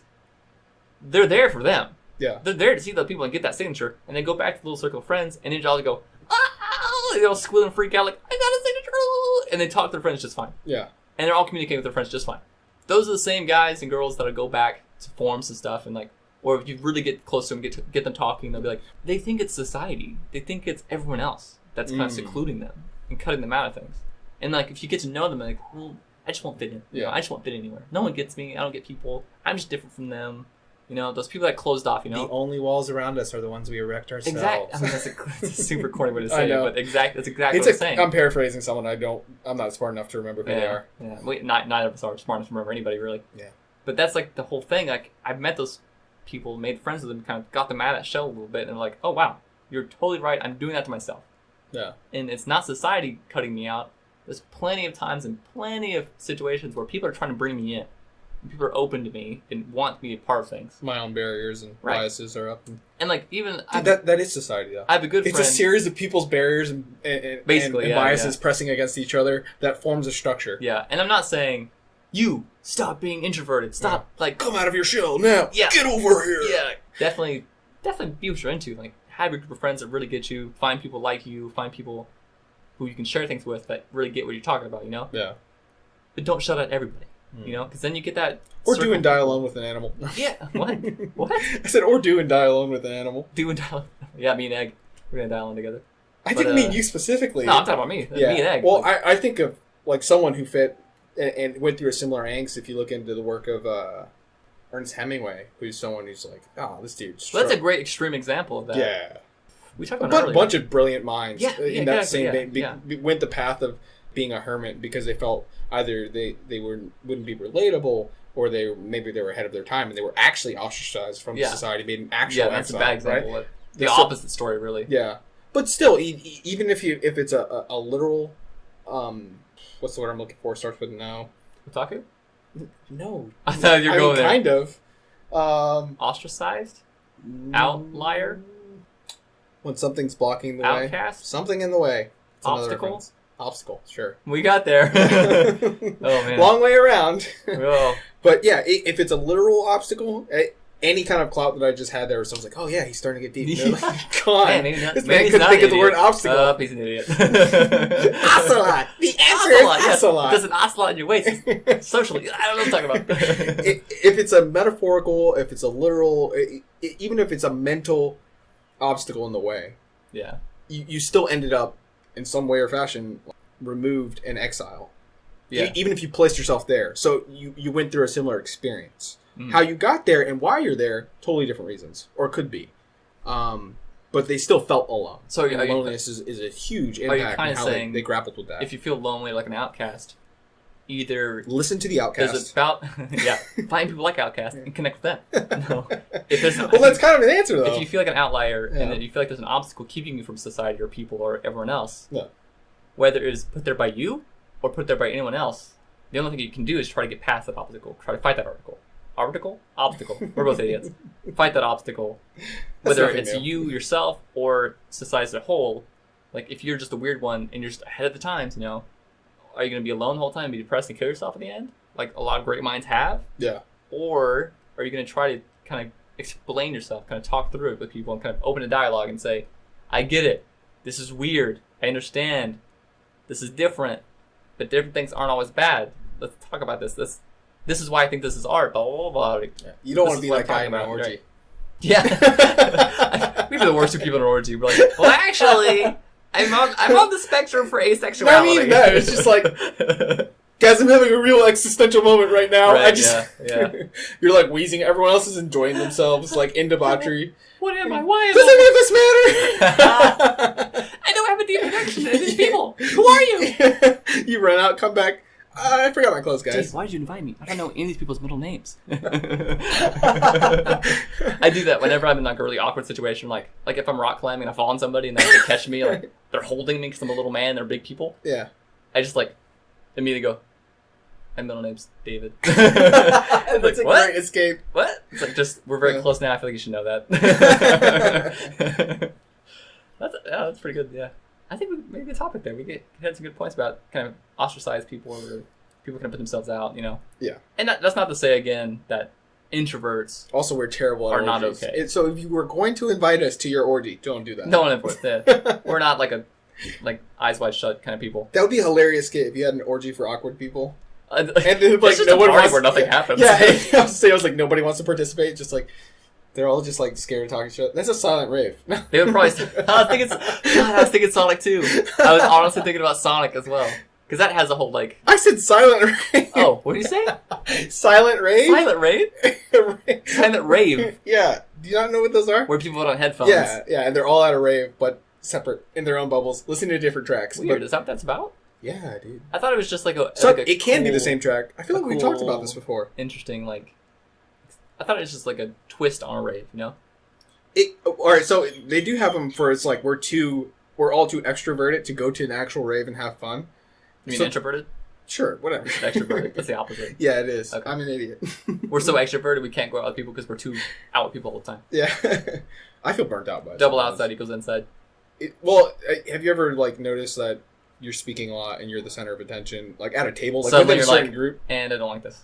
Yeah, so you Really? I do it every day. I like it when I like it, and I don't when I don't. Sometimes, like You're the most Jack cat of- person I like know. Jack of all. Yeah, I guess it is cat-like, isn't it? I'm a cat man. Yeah. Where's my cat woman? No, but yeah, I've been there. Like sometimes it's like It's a if terrible I'm, dynamic if I'm in for a the right relationship, mindset. by the way. for it, yeah, we just get mad at each other randomly. Yeah. But that's because of cat Those were thing. good cat noises. Dude, I'm a cat man. Of course, I know those. That's a good point though. Like sometimes when I'm in the right mental space for it, I want to be the center of attention for certain things. Mm. And if I know everyone's enjoying that and everyone's okay with it, sure, like I'll take charge of this situation. But a lot of times I am like you, I want to be in the background, kind of enjoying things. Like at work when I just pop in with a joke, but I don't want to be part of the conversation. Yeah. Yeah, add to my cool points. They're like, oh yeah, he's the guy who makes funny jokes. He's back out. And they're like, oh, you would like to be part of this situation. I'm like, no, none of me wants it. I am always JD the day after Turk's wedding. Oh, you're super lonely. I don't want this. I don't want this. Oh yeah, when he slips down. Yeah. That's a reference back to past pod. Yeah. Yeah.